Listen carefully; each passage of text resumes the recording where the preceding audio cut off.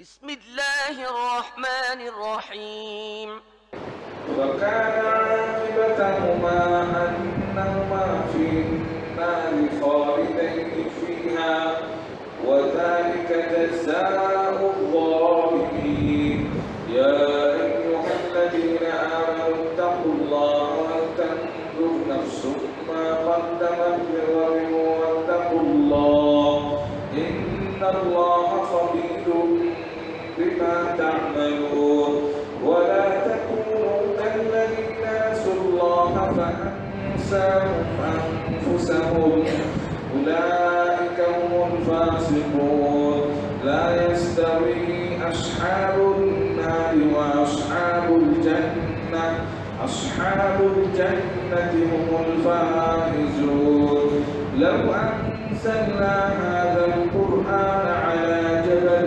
لرأيته خاشعا متصدعا من خشية الله وتلك الأمثال نضربها للناس لعلهم يتفكرون والله الذي لا إله إلا هو عالم الغيب والشهادة هو الرحمن الرحيم هو الله الذي لا إله إلا هو الملك القدوس السلام المؤمن المهيمن العزيز الجبار المتكبر سبحان الله عما يشركون والله الخالق البارئ المصور له الأسماء الحسنى يسبح له ما في السماوات والأرض وهو العزيز الحكيم আপনাদের মাঝে এখন বক্তব্য রাখবেন জনাব মতিউর রহমান মাদানী সাহেব। السلام عليكم ورحمة الله وبركاته إن الحمد لله نحمده ونستعينه ونستغفره ونعوذ بالله من شرور أنفسنا ومن سيئات أعمالنا من يهده الله فلا مضل له ومن يضلل فلا هادي له وأشهد أن لا إله إلا الله وحده لا شريك له وأشهد أن محمدا عبده ورسوله صلى الله تعالى عليه وعلى آله وصحبه وسلم تسليما كثيرا أما بعد فقد قال الإمام البخاري رحمه الله تعالى باب قصة أبي طالب قال حدثنا مسدد عن يحيى عن سفيان عن قال حدثنا عبد الملك قال حدثنا عبد الله بن الحارث قال حدثنا العباس بن عبد المطلب رضي الله عنه قال للنبي صلى الله عليه وسلم ما أغنيت عن عمك فوالله كان يحوطك ويغضب لك قال هو في ضحضاح من النار ولولا أنا لكان في الدرك الأسفل من النار।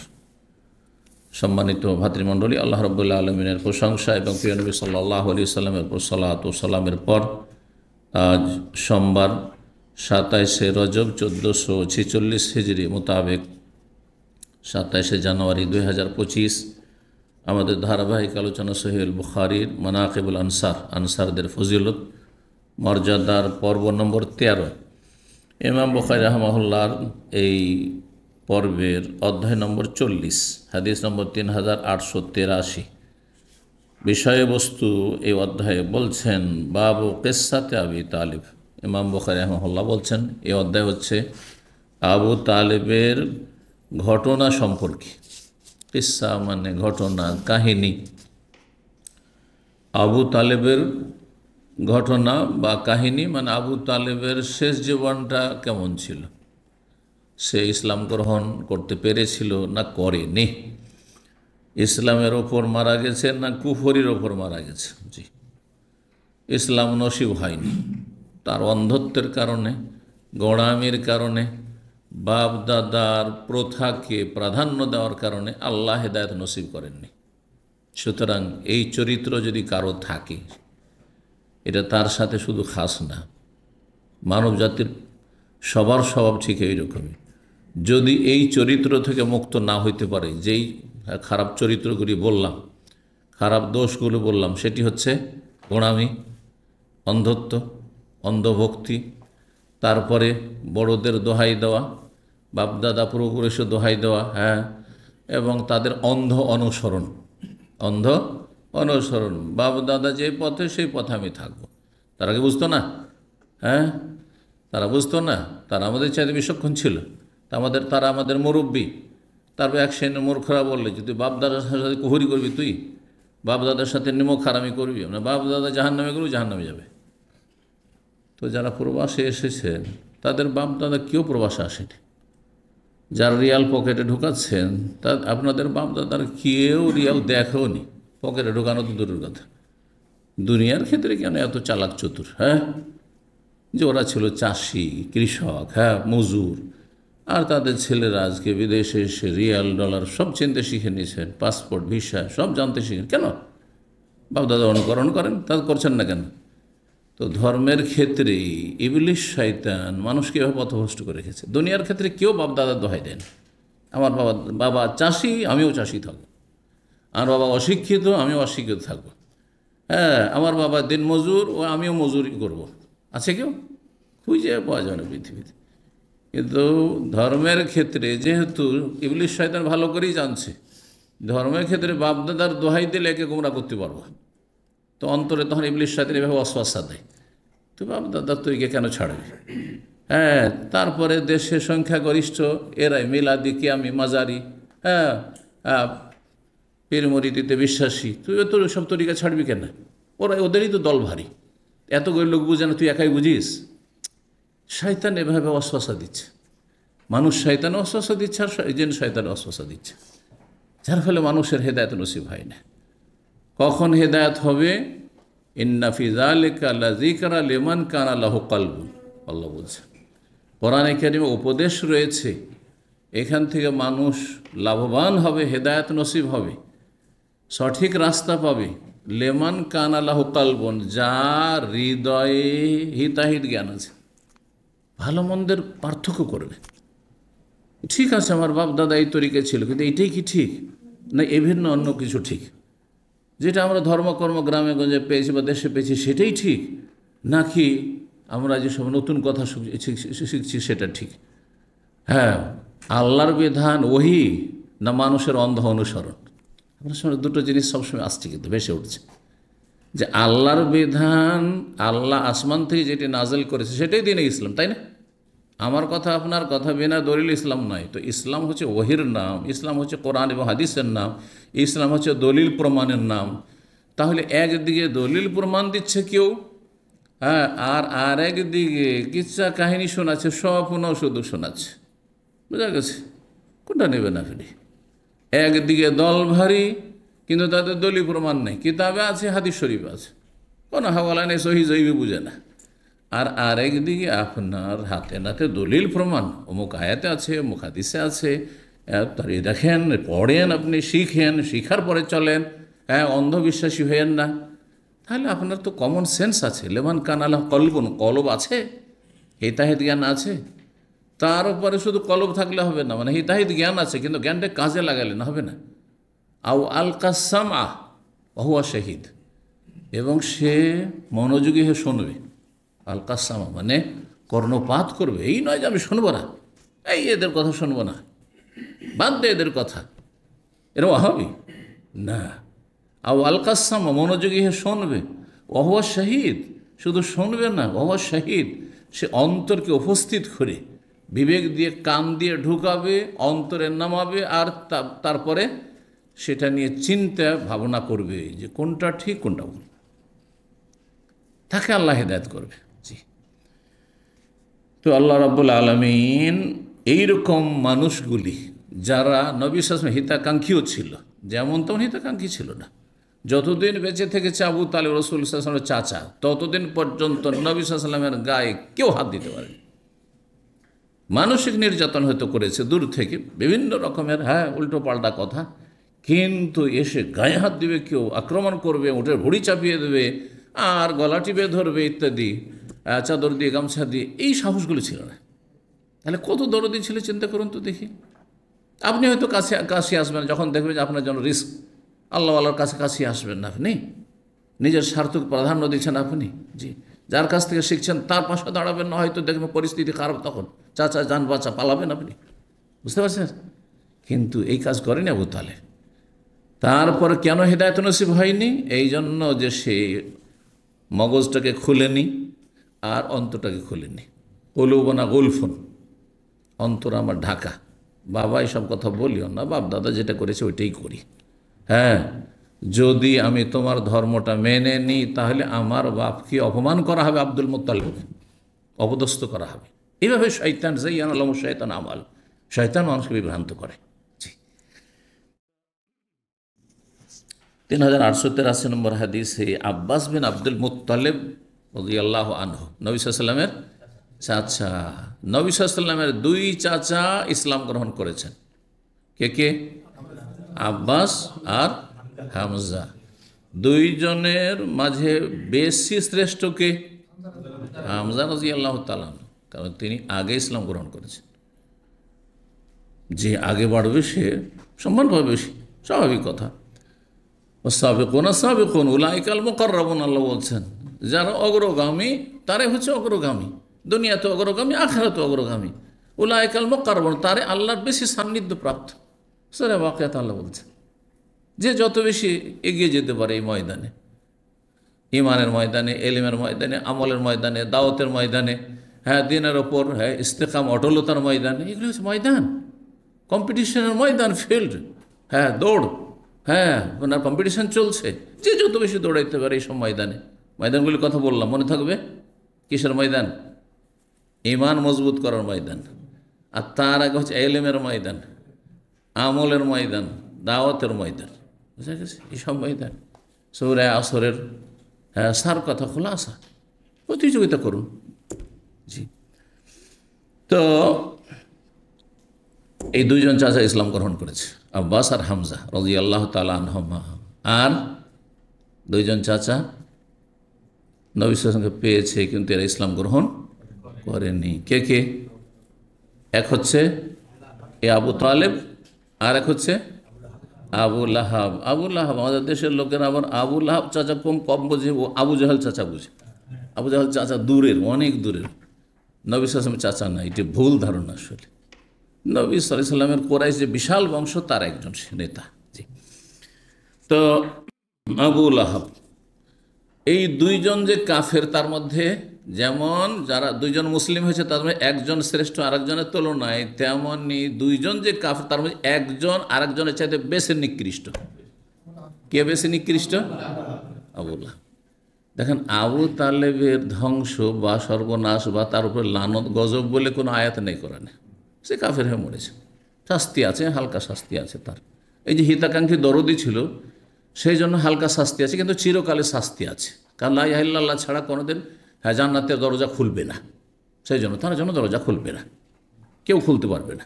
জি, আল্লাহ খুলবেন না। জি, নবী সাল্লাল্লাহু সুপারিশ সেখানে কাজ করবে না, সুপারিশে হালকা করবে আযাবকে, সে কথা আসছে, দুটো হাদিস সামনে আসছে। কিন্তু আযাব থেকে মুক্ত করতে পারবে না, যেহেতু আযাব থেকে মুক্ত হওয়ার জন্য শর্ত হচ্ছে তাওহীদ, লা ইলাহা ইল্লাল্লাহ মুহাম্মাদুর রাসূলুল্লাহ, শাহাদাত। শুধু মহব্বত যথেষ্ট নয়, মেনে নেওয়া জরুরি তার সাথে। তো মহব্বতও কিন্তু কম ছিল না। আর আরেকজন কট্টর শত্রু ছিল, এত কষ্ট দিয়েছে যে পর লোক কষ্ট দিলে এত কষ্ট হয় না, কিন্তু নিজের লোক যদি কষ্ট দেয়, ঘরের দুশ্মন এই আবু লাহাব। সেই জন্য আল্লাহ একটি সূরায়ে নাযিল, তাব্বাত ইয়াদা আবি লাহাব, আবু লাহাবের দুই হাত ধ্বংস হোক, ওয়াতাব্বা সেও ধ্বংস হোক, হ্যাঁ ওয়ামরাত হোক তার স্ত্রীও ধ্বংস হোক, সব লানত আর লানত তাদের উপর। আল্লাহ বলছেন কিয়ামত পর্যন্ত কতবার তেলাওয়াত হচ্ছে এই সূরা, আর কত লোক তেলাওয়াত করছে প্রতিদিন, চিন্তা করুন তো দেখি। হ্যাঁ, কত নিকৃষ্ট তাহলে। তা নবী সাল্লাল্লাহু আলাইহি ওয়াসাল্লামের নিকটাত্মীয় আপন চাচা কাজে আসেনি কিছু। কেন কাজে আসেনি? আত্মীয়তা, রক্তের সম্পর্ক কোনো কাজে আসবে না যদি আসল বিষয়টি ঠিক না থাকে। সেটা হচ্ছে ঈমান, বিশ্বাস। ঈমান, বিশ্বাস। ঈমানবিহীন কোনো রক্ত কাজে আসবে না, কোনো সম্পর্ক কাজে আসবে না। জি, তো আব্বাস বিন আব্দুল মুত্তালিব বলছেন একবার নবী সাল্লাল্লাহু আলাইহি ওয়াসাল্লাম কাল আলী নবী সাল্লাল্লাহু আলাইহি ওয়াসাল্লামকে বললেন, ভাতিজাকে মা গানাতান আম্মিকা, যখন আবু তালেব কুফর অবস্থায় মারা গেল, আব্বাস রাদিয়াল্লাহু তাআলা আনহু ইসলাম গ্রহণ করেছেন। তো তিনি বললেন যে তুমি ভাতিজা হয়ে তো চাচার তো কোনো কাজে আসতে পারলে না বাবা। হ্যাঁ, তুমি যে নবী রসুল আর তোমার আপন চাচা আবু তালেব এত হিতাকাঙ্ক্ষী ছিল, তার তো কোনো উপকার করতে পারলে না তুমি। আক্ষেপ করে বলছেন যে একে তো উদ্ধার করা গেল না জাহান্নাম থেকে। মাগনে তা নাম্মেকা, তোমার চাচার তুমি কোনো কাজে আসতে পারলে না বাবা। ওয়াল্লাহি, আব্বাস বলছেন আল্লাহর কসম করে বলছি ভাতিজা, কানা ইয়াহুতুকা, সে তোমাকে কাফেরদের সমস্ত ষড়যন্ত্র চক্রান্ত দুশ্মনী শত্রুতা থেকে তোমাকে রক্ষা করত। সারা জীবন সে কাফেরদের যত ষড়যন্ত্র হইত, তিনি যেহেতু কাফের ছিলেন, সেই জন্য কাফেররা কি চক্রান্ত ষড়যন্ত্রের ভিতর তাদের মিটিং হচ্ছে সব জানতে পারছেন। জানার সাথে সাথে ভাতিজাকে সতর্ক করে দিচ্ছেন এবং ভাতিজার পাশে লোকজন দাঁড় করে দিচ্ছেন, আত্মীয় স্বজনদেরকে, নিজেও পাশে দাঁড়াচ্ছেন। কানা ইয়াহুতুকা, তোমার চাচা আবু তালেব তোমাকে শত্রুদের শত্রুতা এবং ষড়যন্ত্র থেকে রক্ষা করেছে। ওয়ায়াগযাবুলাকা, তোমাকে কেউ যদি গালমন্দ করতো বা কষ্ট দিত, তাহলে তোমার জন্য মানুষের সাথে রাগারাগি করত, ঝগড়া বিবাদ করত, প্রতিবাদ করত। গজব মানে রাগ। আপনি যার তার ক্ষেত্রে রাখবেন না, যার সাথে যত মহব্বত থাকবে তার পক্ষ থেকে আপনি রাখবেন, ঠিক না? আপনার বাপ মাকে কেউ যদি গাল দেয়, সবচেয়ে বেশি রাখবেন আপনি। কিন্তু এখানে আপনার ইমানের পরীক্ষা, কেউ আল্লাহকে গাল দিয়েছে, রসুলকে, কতটা রাখছেন আপনি? তখন কতটা রাগ হচ্ছে। আর আপনার বাপ মা তুলে যদি কেউ গাল দেয়, বা আপনার মাকে সরাসরি যদি গাল দেয়, দেশি যেসব গাল রয়েছে, তাহলে কতটা রাখছেন? এখানে কিন্তু ইমানের পরীক্ষা যে আল্লাহ রসুলের মহব্বত বেশি নাকি বাপ মায়ের মহব্বত বেশি। শুধু দাবি করলে হবে না, আল্লাহকে খুব ভালোবাসি, রসুলকে খুব ভালোবাসি, কাজের বেলা বোঝা যায়। ইসলামের শত্রু রাসূলুল্লাহ সাল্লাল্লাহু আলাইহি ওয়াসাল্লামের বিরুদ্ধে বিষোদ্গার করছে, আপনি কি করছেন? আপনি কতটুকু রসুলের পাশে দাঁড়াচ্ছেন? কতটুকু সুন্নতের ডিফেন্স, কতটুকু সুন্নতের প্রচার প্রসার করছেন? কতটুকু তাদের পায়ের তলা থেকে মাটি সরাবার চেষ্টা করছেন? মানে তাদের দলকে কমান, শক্তি কমান। কী দিয়ে শক্তি কমাবেন? তাদের ঘর থেকে ইসলামে নিয়ে আসেন। ওই যাই কাফেরগুলো আল্লাহ এবং রসুলকে গাল দিচ্ছে বা শত্রুতা করছে, তাদের পায়ের তলা থেকে মাটি সরা মানে তাদের দলকে কমজোর করা। ইসলামে দাওয়াত দেন। আপনি নিজের নবীর আদর্শ পালন করেন, নিজেই পালন করেন না, বেনামাজি আধা নামাজ ফজরে ওঠেন না, বলছে আমি নবীকে খুব পছন্দ করে ভালোবাসি। তা যাবে, তুমি তো নবীর সাথে না। তো এই কথা কে বললেন? আব্বাস। কালা, তখন রাসূলুল্লাহ বললেন যে চাচা আপনি জানেন না, হুয়া ফি দাহদাহিম মিন নার, সে যে জাহান্নামে আছে বা জাহান্নামে যাবে, সে জাহান্নামের আগুনের কিনারায় অবস্থান করবে। স্বল্প আগুনে। দাহদাহ কিনারাকে বলা হয়, কোনো কিছুর কিনারা। মূলত দাহদাহ শব্দটি ব্যবহার হয় পানি, অল্প পানি, যাতে সেই পানিতে আপনি যদি নামেন তাহলে আপনার টাকনু পর্যন্ত পানি পৌঁছবে, টাকনুর ওপরে উঠবে না পানি। আমরা বলি ছলছলে পানি, বুঝেন এটা ভাষা? অল্প পানি আছে, ছলছলে পানি, শুধু পায়ের তলাটা ভিজছে, টাকনার নিচে আছে, তার মানে আপনার কাপড় ভিজছে না ওতে। খুব বেশি তো স্যান্ডেল জুতো, আর খালি পায়ে নামলে তো কোনো সমস্যা নেই, জুব্বা পরে থাকলেও ভিজবে না যদি টাকনার নিচে পানি থাকে। তো এতটুকু শুধু আগুনে পানি থেকে নিয়ে সে শব্দটি ব্যবহার করা হয়েছে জাহান্নামের আগুনের ক্ষেত্রে। জাহান্নামের একেবারে কিনারায় যেখানে স্বল্প আগুন রয়েছে। এই জন্য দাহদাহন মানে কি করলাম, যে সে মানে আবু তালেব, যে আমার চাচা, সে জাহান্নামের কিনারায় স্বল্প আগুনে রয়েছে। অল্প যেখানে আগুন রয়েছে, শুধু পায়ের তলা পর্যন্ত থেকে যাবে, টাকনার ওপর উঠবে না, সেখানে অবস্থান করছে, সেখানে জ্বলছে, শুধু এতটুকু জ্বলছে। ওয়ালাউলা আনা, আমি যদি না হইতো, মানে আমার সুপারিশ না হইতো। কেমন করে এই সুপারিশের ব্যাখ্যা করলাম? এক হাদিস আর এক হাদিসের ব্যাখ্যা করে, একটি হাদিসের পরের হাদিস আসছে যে আমার সুপারিশ যদি না হইতো। তাই আমি যদি না হইতো তো ব্যক্তি কাজে আসবে না, ব্যক্তির সুপারিশ কাজে আসবে। বোঝা গেছে না? রাসূলুল্লাহ সাল্লাল্লাহু আলাইহি ওয়াসাল্লাম নিজে দেওয়ার ক্ষমতা রাখেন না। এই না যে রাসূলুল্লাহ সাল্লাল্লাহু আলাইহি ওয়াসাল্লাম জান্নাতের মালিক, জাহান্নামের মালিক, আর চাচার জন্য জাহান্নামের অর্ডার তিনি করেছেন, কিন্তু হালকা এতে না। জাহান্নাম জান্নাতের মালিক কে? আল্লাহ। কেউ যদি মনে করে জান্নাত জাহান্নামের মালিক, দো জাহানের বাদশাহ, কথাটি আছে আমাদের দেশে, এর টেনে টেনে ব্যাখ্যা করলে জায়েজ, কিন্তু এখানে শিরকের সম্ভাবনাই বেশি। দোজাহানের বাদশা মানে দুনিয়ারও রাজা সারা বিশ্বের, আর দোজাহান মানে তো এটাই ইহকাল পরকাল। আর আখেরাতের, হ্যাঁ, তিনি বাদশাহ মানে জান্নাত জাহান। আখেরাতে কি আছে? জান্নাত আর জাহান্নাম, দুটোরই মালিক, যাকে ইচ্ছা জান্নাতে, যাকে ইচ্ছা জাহান্নামে। এই আকীদা ঠিক না কুফরি কথা? কার হাতে জান্নাত? একমাত্র আল্লাহর হাতে। কার হাতে জাহান্নাম? আল্লাহ যাকে ইচ্ছা জাহান্নামে দেবেন, যাকে ইচ্ছা জান্নাতে দেবেন। তো নবীর আখেরাতে কতটা করণীয় আছে আর অধিকার আছে, সেটা হচ্ছে শাফাত, সুপারিশ করা, মানে আল্লাহর কাছে গিয়ে দরখাস্ত করা সিজদা পড়ে, যে আল্লাহ আমি এদের জন্য দরখাস্ত করছি। কাফেরের জন্য কোনো সুপারিশ হবে না, কিন্তু এটি হচ্ছে ব্যতিক্রম, যে এই চাচা যেহেতু কাফের হইল, হিতাকাঙ্ক্ষী ছিল, খুব দরদি ছিল নবীর, হ্যাঁ, সেই জন্য তার জন্য সুপারিশ করে হালকা আগুনে, আগুন জাহান্নামের কিনারায়, হ্যাঁ, তাকে নিয়ে আসা হয়েছে, যে যা ডিপ আগুনে, গভীর আগুনে দেব না। আল্লাহ বলছেন তোমার সুপারিশে তাকে জাহান্নামের কিনারে রাখলাম, কিন্তু জাহান্নাম থেকে ওদের উঠবে না, কারণ আল্লাহ কোরআনে ফয়সালা করেছেন। বহু আয়াত রয়েছে মর্মে, তার মধ্যে একটি আয়াত সূরা বাকারার, অমাহুম বেখারিজিনা মিনান নার। কাফের যারা কুফর অবস্থা মারা যায়, তারা জাহান্নামে তো কখনো বের হবে না, জাহান্নাম থেকে কোনো দিন বের হবে না। জাহান্নাম থেকে কে বের হবে? মুসলিম ফাঁসে, চোর, ডাকাত, সুদখোর, ঘুষখোর, কিন্তু ইসলাম ঠিক আছে, মানে বড় শিরক, নাস্তিকও না, আর মাজার পূজারিও না, আর একেবারে বেনামাজি না। এই হচ্ছে মুসলিম, সর্বনিম্ন মুসলিম। ফাঁসে পাপিষ্ট, মেলা পাপ আছে, জ্বলতে জ্বলতে জ্বলতে জ্বলতে একদিন বেরোবে। কিন্তু কাফের এবং কাফেরদের যারা অনুসারী, মুসলিম সমাজের বড় শিরক করে মারা গেছে, মাজারে সেজদা করে মারা গেছে, মাজারে চেয়ে মারা গেছে, হ্যাঁ, মাজারে আশা রেখে যে তারা রোগ ভালো করতে পারে, ছেলে মেয়ে দিতে পারে, ইত্যাদি ইত্যাদি, অথবা নাস্তিক হয়ে মারা গেছে, কখন আল্লাহ মাফ করবেন না, তাদের জন্য কঠিন শাস্তি রয়েছে। জি,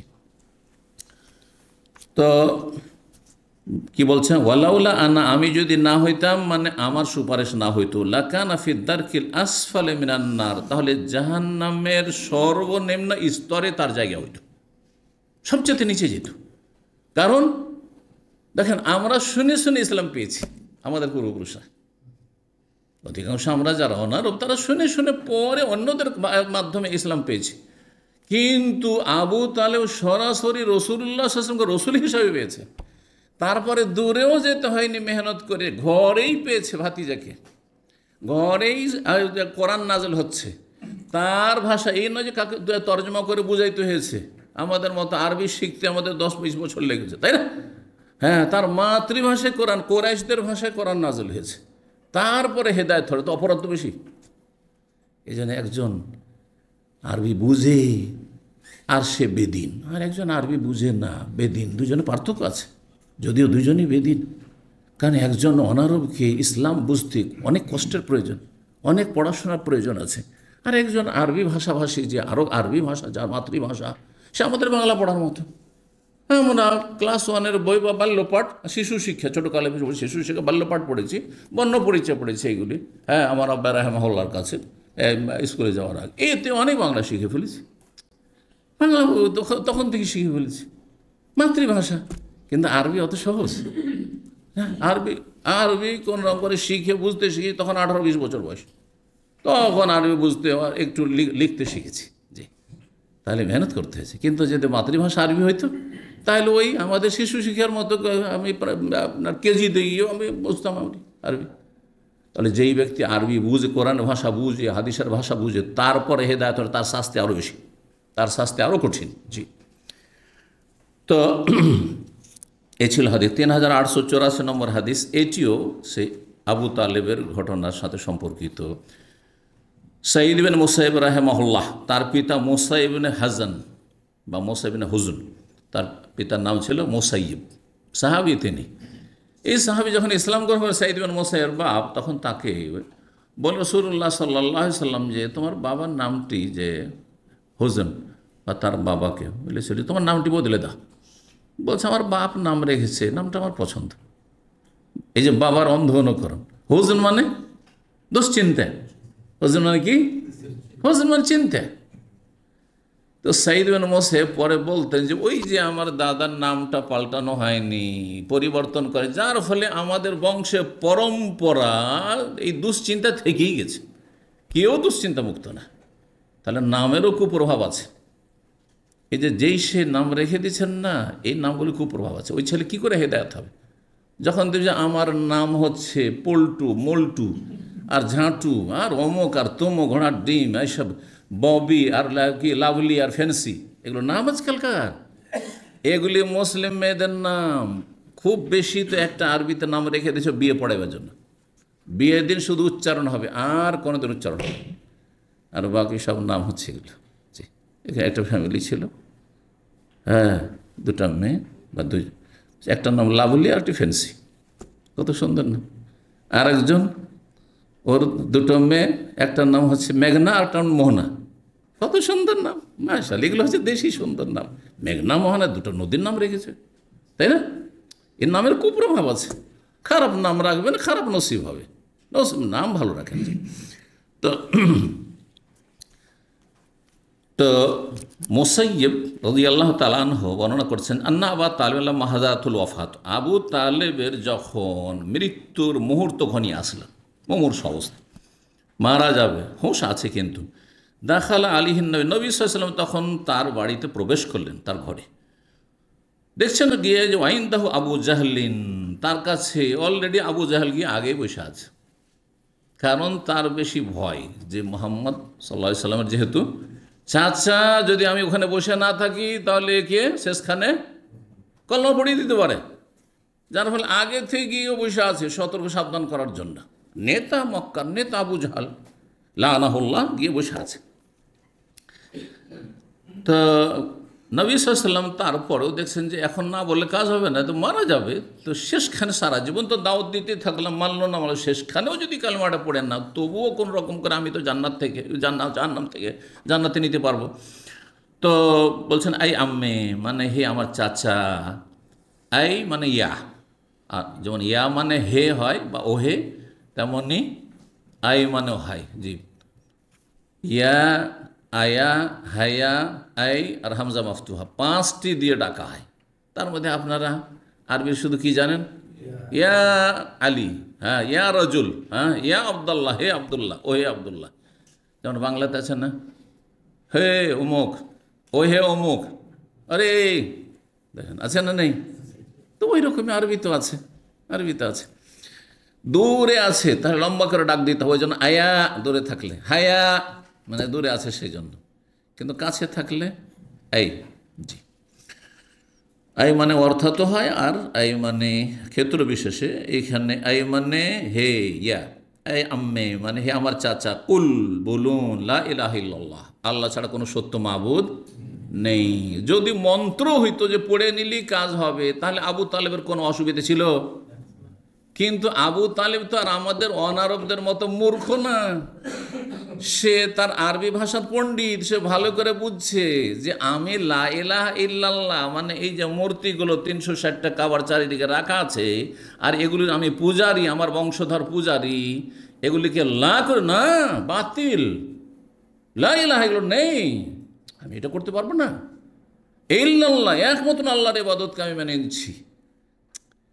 এইভাবে বুঝতে হবে ইসলামকে। এই নয় যে আমি অনারো বাঙালি বা উর্দু ভাষী, অমুক ভাষী, ইংরেজি ভাষী, সেই জন্য আমি শুধু পাঠ করে নিলে হবে। কারণ আমাদের দেশের লোকেরা বাপ মারা যাচ্ছে, মা মারা যাচ্ছে, মাজার পূজারি, মুশরিক বা নাস্তিক, কলমাটা পড়ে নেন, কলমাটা পড়িয়ে দিই কোনো রকম, এই কলমা পড়িয়ে দিতে পেরেছি, এই কলমায় কোনো কাজ হবে না। কলমার অর্থ বুঝিয়ে দিতে হবে যে আপনি তওবা করে নাস্তিকতা থেকে ফিরে আসেন, আপনি আপনার মাজার পূজা থেকে ফিরে আসেন, লা ইলাহা বলেন মাজার পূজা বাতিল, লা ইলাহা এগুলো নেই, ইল্লাল্লাহ একমাত্র আল্লাহর ইবাদত আছে, তাহলে কালেমা কাজে আসবে। কখন ভাবেন না যে একটা লোকের কলমে কোনো পরিবর্তনই আসেনি, শুধু কলমা পাঠ করিয়ে দিন আর জান্নাতে নিয়ে চলে গেলেন, এত সোজা নয় কথা। জি, নাহলে এরপর তো অসুবিধা কী ছিল? হ্যাঁ, কোনো অসুবিধা ছিল না। তো লা ইলাহা ইল্লাল্লাহ বলেন কালিমাতান, সেটি এমন একটি বাক্য, উহাজ্জু লাকা বিহা ইনদাল্লাহ, আল্লাহর নিকটে এই কালেমার ওসিলায়, কালেমার মাধ্যমে আপনার জন্য আমি কথা বলতে পারবো।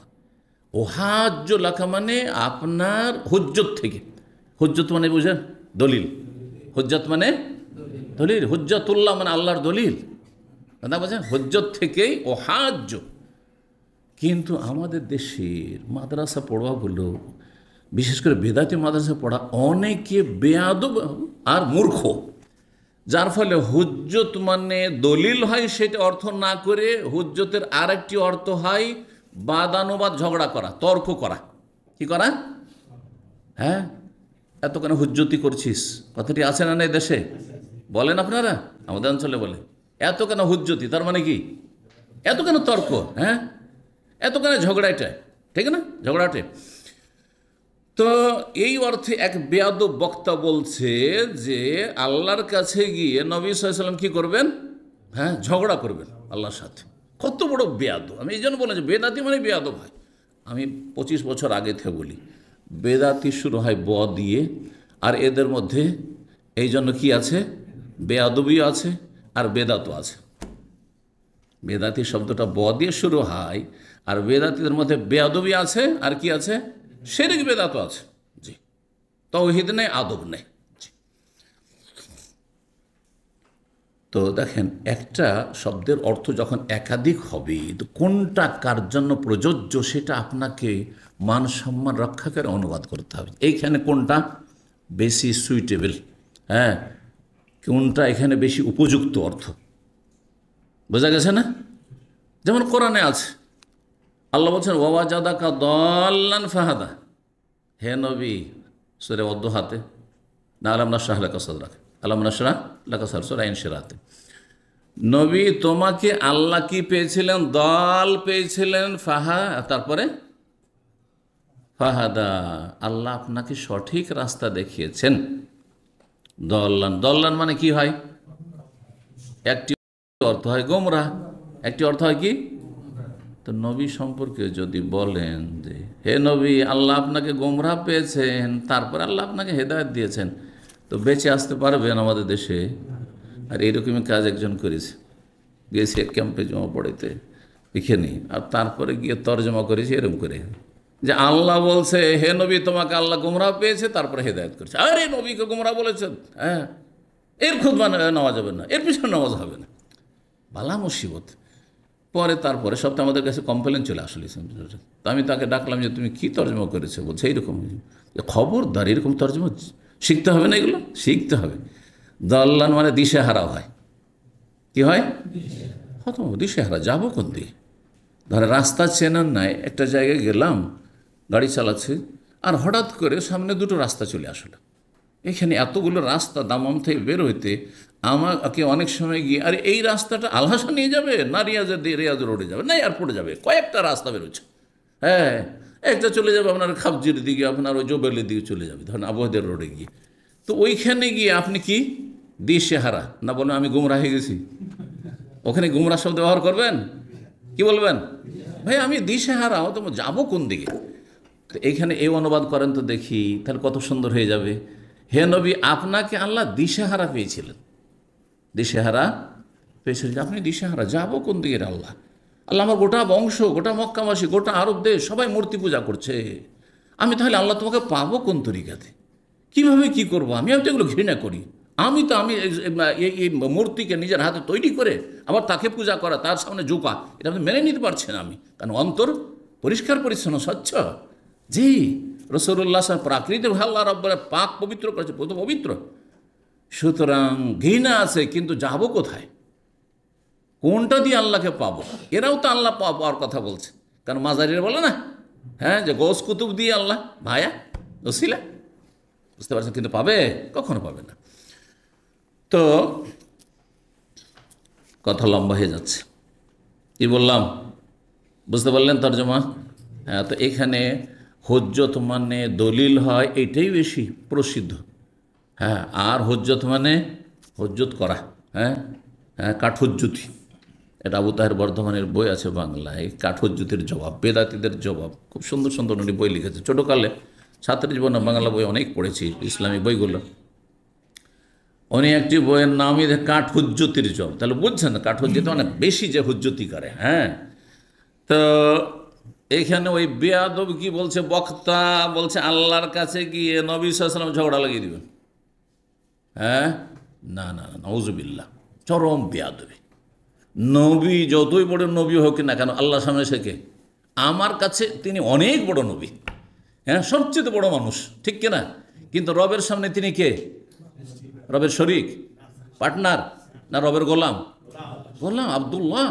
আপনি কালেমা শাহাদাতে পড়েছেন, ওয়া আশহাদু আন্না মুহাম্মাদান আবদুহু ওয়া রাসূলুহু, নবী আল্লাহর গোলাম। আল্লাহর গোলাম মানে কি? দাস। জি। তো আল্লাহর গোলাম কি করে আল্লাহর সাথে এরকম বেয়াদবি করে তর্ক করতে পারে, ঝগড়া করতে পারে? আল্লাহর কাছে গিয়ে তর্ক করবেন, এটাও বেয়াদবি অনুবাদ এখানে। ওয়াহাজ্জুলাকা বিহা ইনদাল্লাহ, সেই কালেমার মাধ্যমে আল্লাহর সামনে আমি কথা বলার সুযোগ পাবো যে আল্লাহ, আমার চাচা তো কালেমা পড়েছে, সুতরাং তুমি তো বলেছো কালেমা পড়ে মুসলিম হয়ে গেলে তুমি জান্নাত দেবে, তো সুপারিশ করছি পাপিষ্টের জন্য, কোনো নেক আমল করার সুযোগ পাইনি। জি।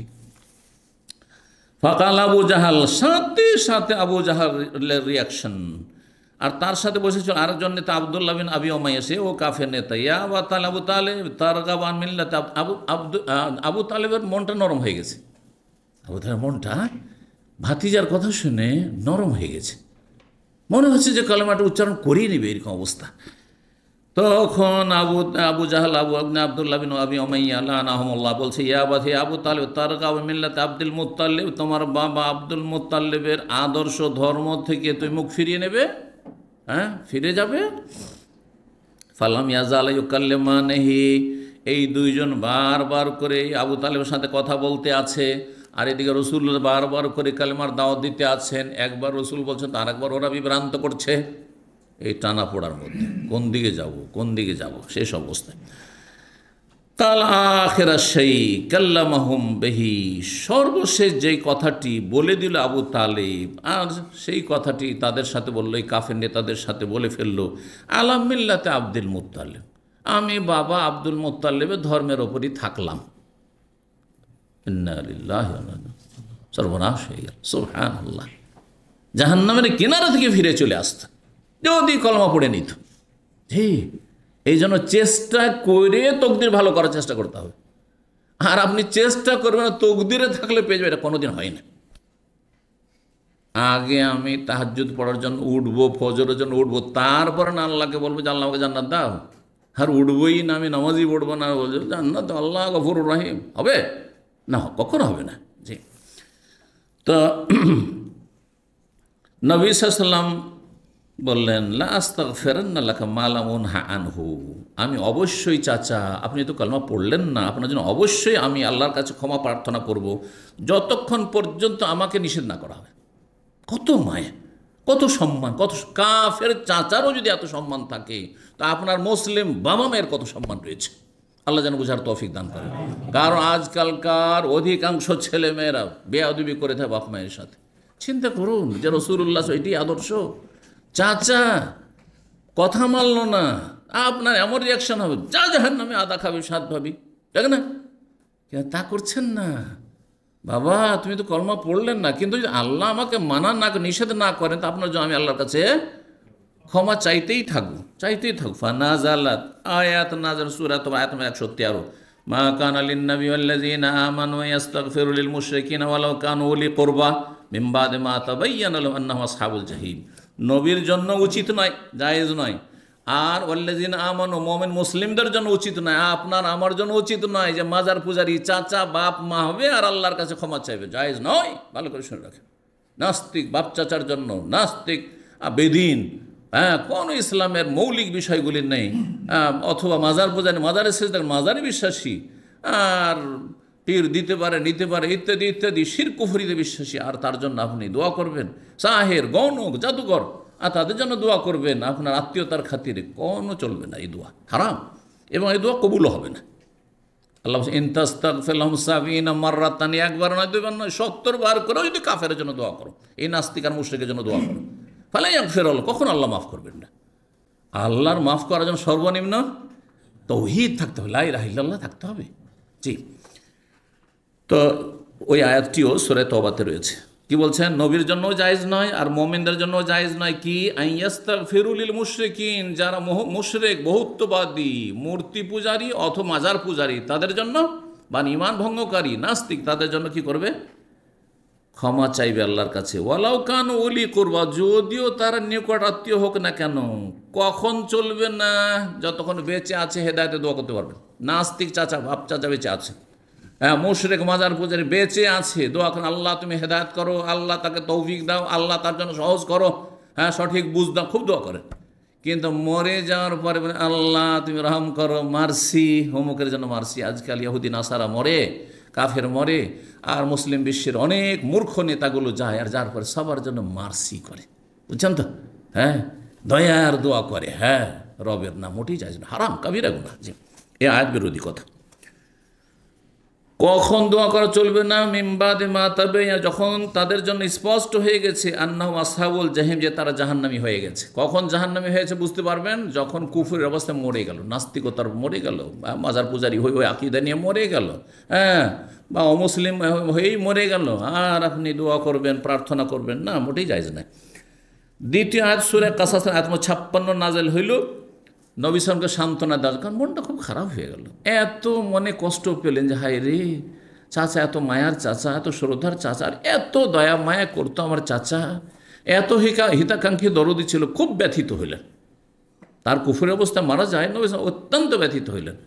আল্লাহ তার ব্যথাকে লাঘব করার জন্য আয়াত নাযিল করেন, ইন্নাকা লা তাহদি মান আহবাবতা, হে নবী তুমি হেদায়েত করতে পারো না এমন ব্যক্তিকে যাদেরকে তুমি ভালোবাসো।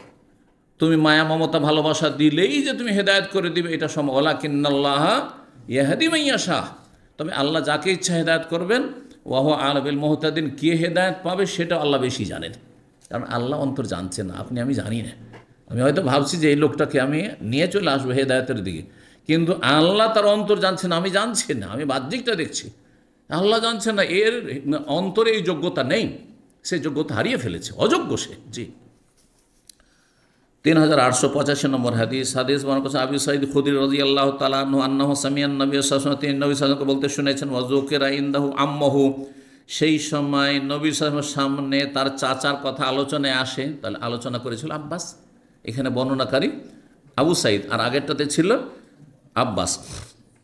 ফাকালা, তখন নবী সাল্লাল্লাহু আলাইহি ওয়াসাল্লাম বললেন, আল্লাহু তানফাহু শাফাতি, হতে পারে যে আমার শাফাত তার কাজে আসবে, আমার চাচার।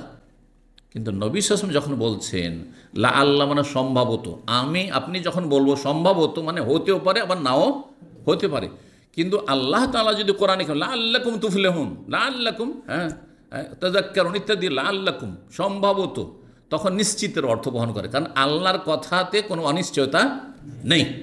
এইরকমের রাসূলুল্লাহ সাল্লাল্লাহু আলাইহি ওয়াসাল্লাম যখন বলেছেন তখন সেটাও নিশ্চিত।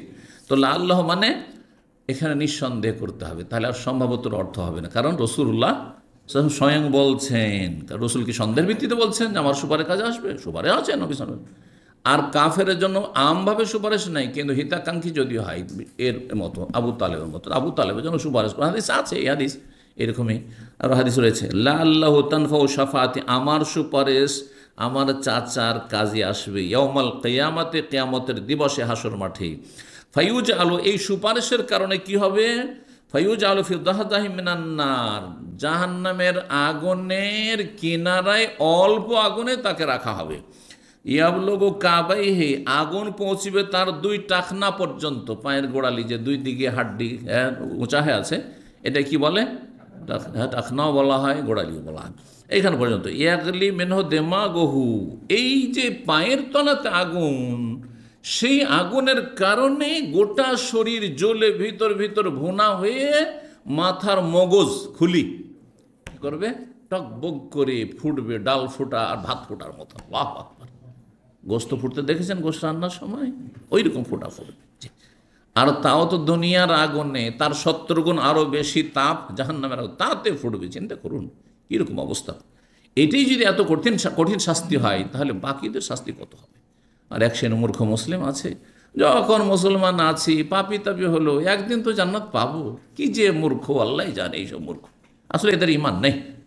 এগুলি কথা শুধু নিজের মনকে সান্ত্বনা দেওয়ার জন্য এইসব মূর্খদের। কিন্তু আসলে বাস্তবে কোনোদিন এরকমটা হয় না, যে এইরকম ধৃষ্টতা দেখাতে পারে, বলতে পারে যে একদিন তো আল্লাহ মাফ করবেন, তাকে আল্লাহ মাফ করবেন না। কিসের মাফ করবেন? সংশোধন করো, তাহলে এগিয়ে আসো। তাহলে আর এগিয়ে আসছি, চেষ্টা করছি, তারপর হোঁচট খেয়ে যাচ্ছে। আমার পিচ্ছল জমিতে বর্ষা বৃষ্টির সময় স্লিপ করছে, হাত পা স্লিপ করছে, তার মধ্যে চলার চেষ্টা করছি, পড়বো না, তারপরে যদি পড়ে যাই তখন ভিন্ন বিষয়, ঠিক না? গোনার বিষয়টা এরকম হইতে হবে যে আমি গোনা করব না, কিন্তু হয়ে যেতে পারে, তখন আমি উঠে দাঁড়াবো, সেটা হচ্ছে তওবা। উঠে দাঁড়াবো মানে সেটা হচ্ছে তওবা, সাথে সাথে তওবা করবো। আর এমনিতে আমি আছাড় খেয়ে পড়বো আর বলবো হ্যাঁ উঠে যাবো, হ্যাঁ হয়। ইয়াগলিমেন হদে মাগো, হ্যাঁ তার মগজ মস্তিষ্ক ফুটতে থাকবে। সুবহানাল্লাহ। অন্য রেওয়ায়েতও রয়েছে, তার আগের রেওয়ায়েত বলছেন তাগলিবেন অম্মদে মাগেহি, মানে মস্তিষ্কের ভিতর যেটা একেবারে যেখানে ওই কি রয়েছে, হ্যাঁ মগজ, সেই মগজটা ফুটতে থাকবে, টকবক করে ফুটতে থাকবে। আল্লাহু আকবার। 41 নম্বর অধ্যায়, হাদিসুল ইসরা, মেরাজের হাদিস। ইসরা আর মেরাজ, আমার দেশের মানুষরা মেরাজ বুঝে কিন্তু ইসরা শব্দ বুঝে না।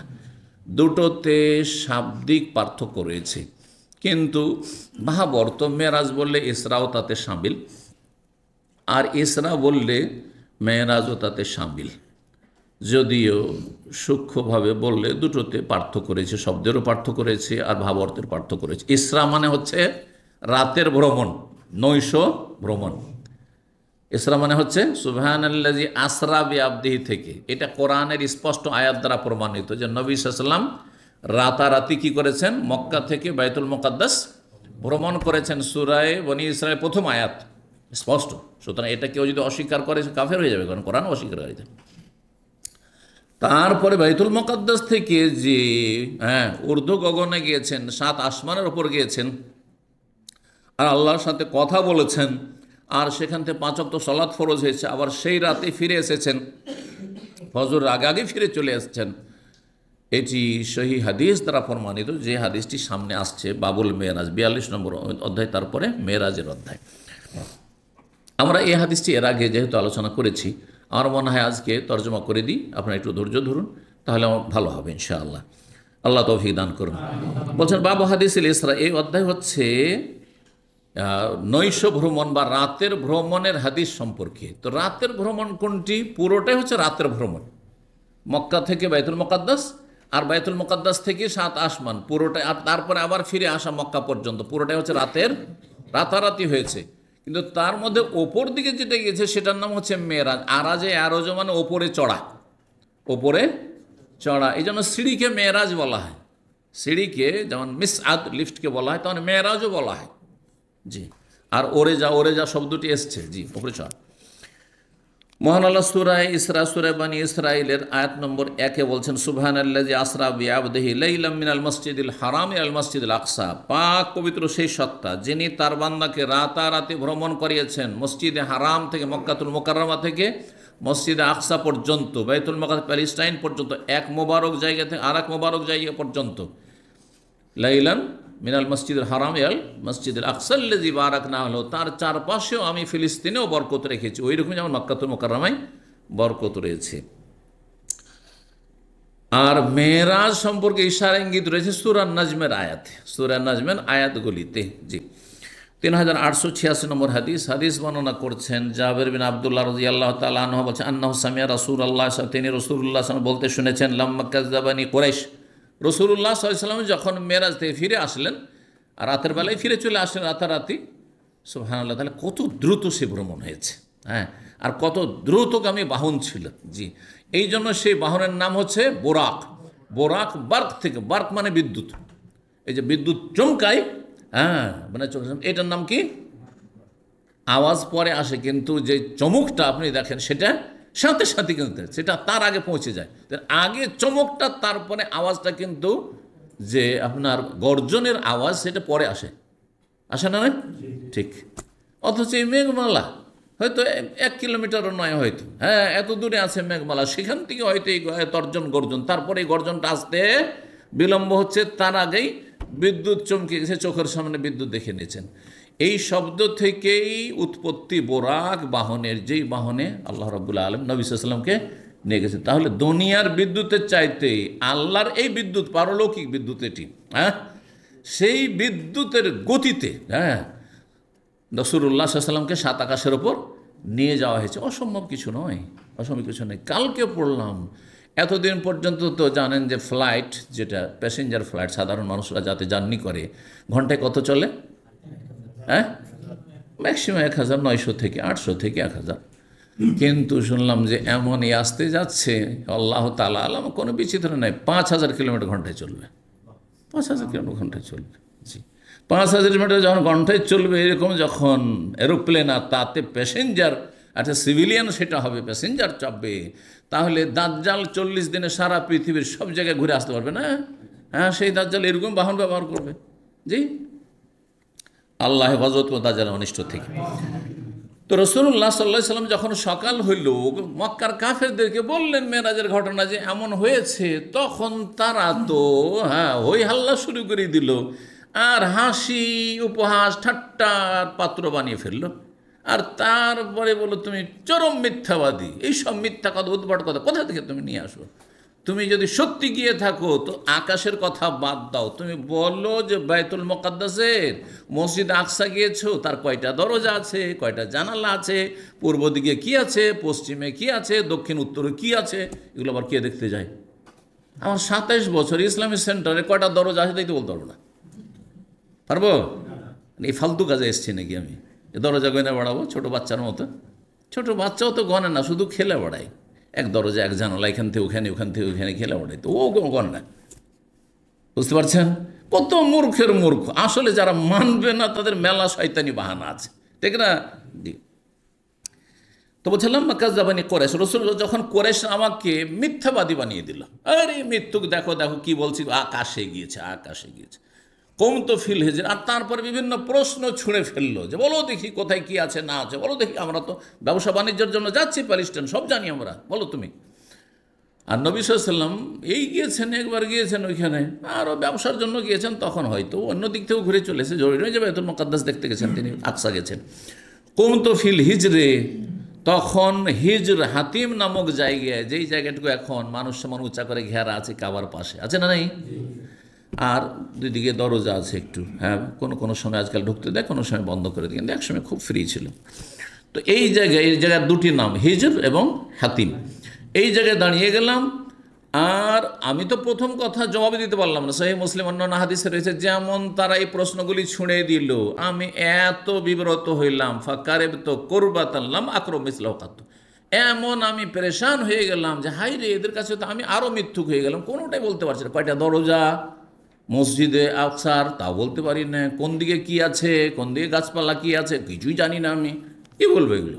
হ্যাঁ, তো আমি যখন জবাব দিতে পারলাম, জবাব হয়ে গেলাম, তখন তারা আরও হাসাহাসি শুরু করে দিল, দেখো দেখো দেখো কী অবস্থা এর, মৃত্যু।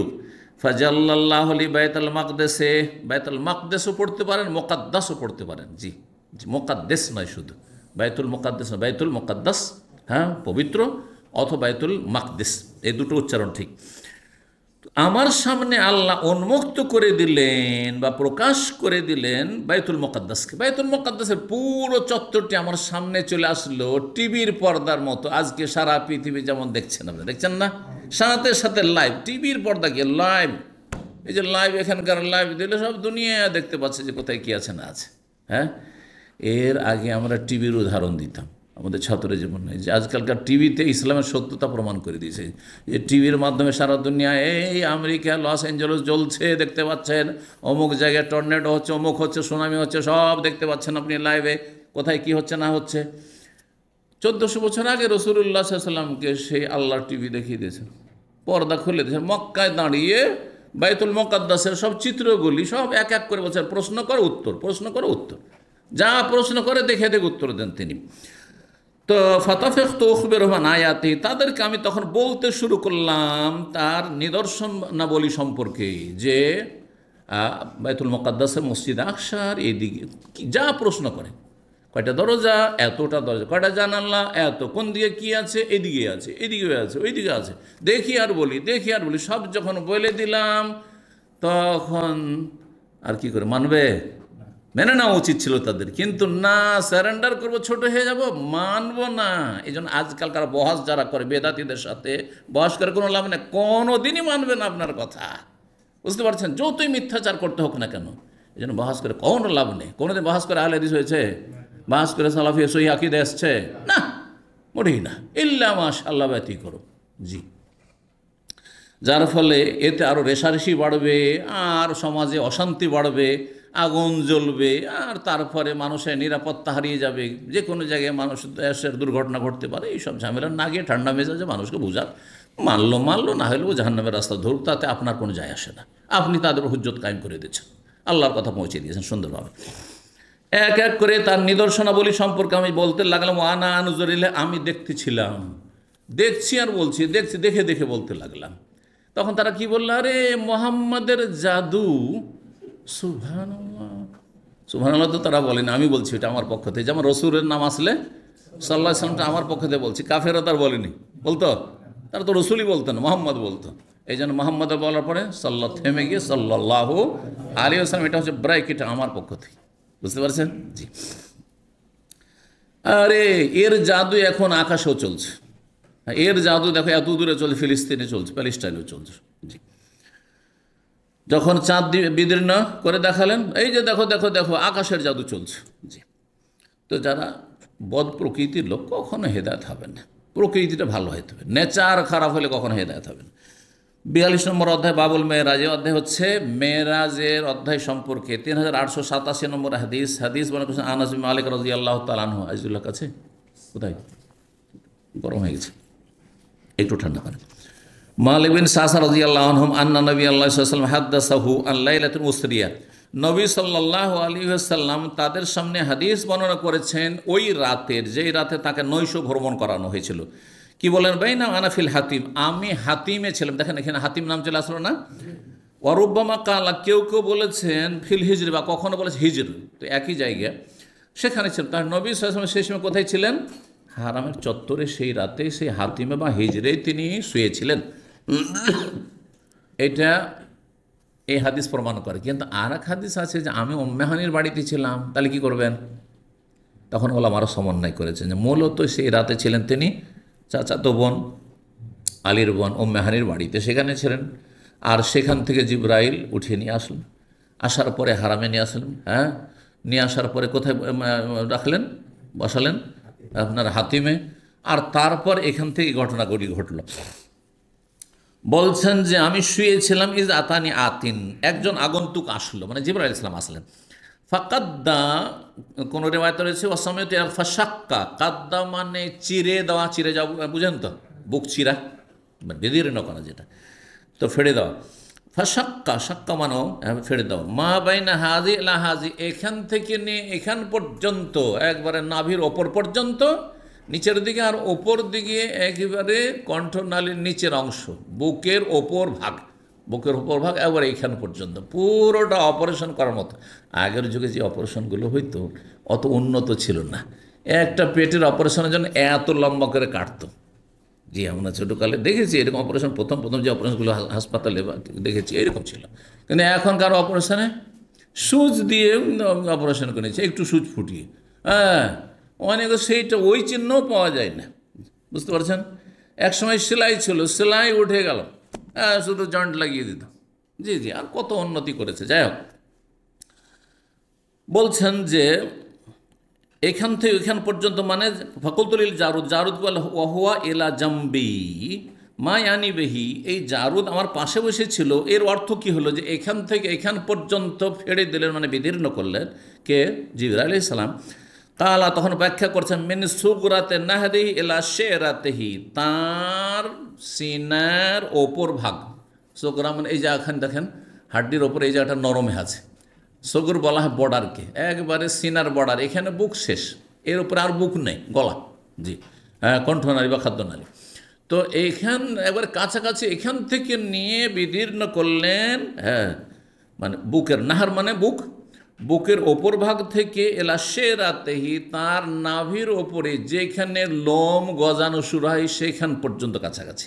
দেখেন নাভির নিচে থেকে কিন্তু লোম গজানো শুরু হয়, কারো কম কারো বেশি থাকে অবশ্য, যেমন বুকের কারো কম করে বেশি, কিন্তু নাভির ওপরে সাধারণত এইখানে আছে, কিন্তু মাঝখানে ফাঁক আছে, ঠিক আছে না?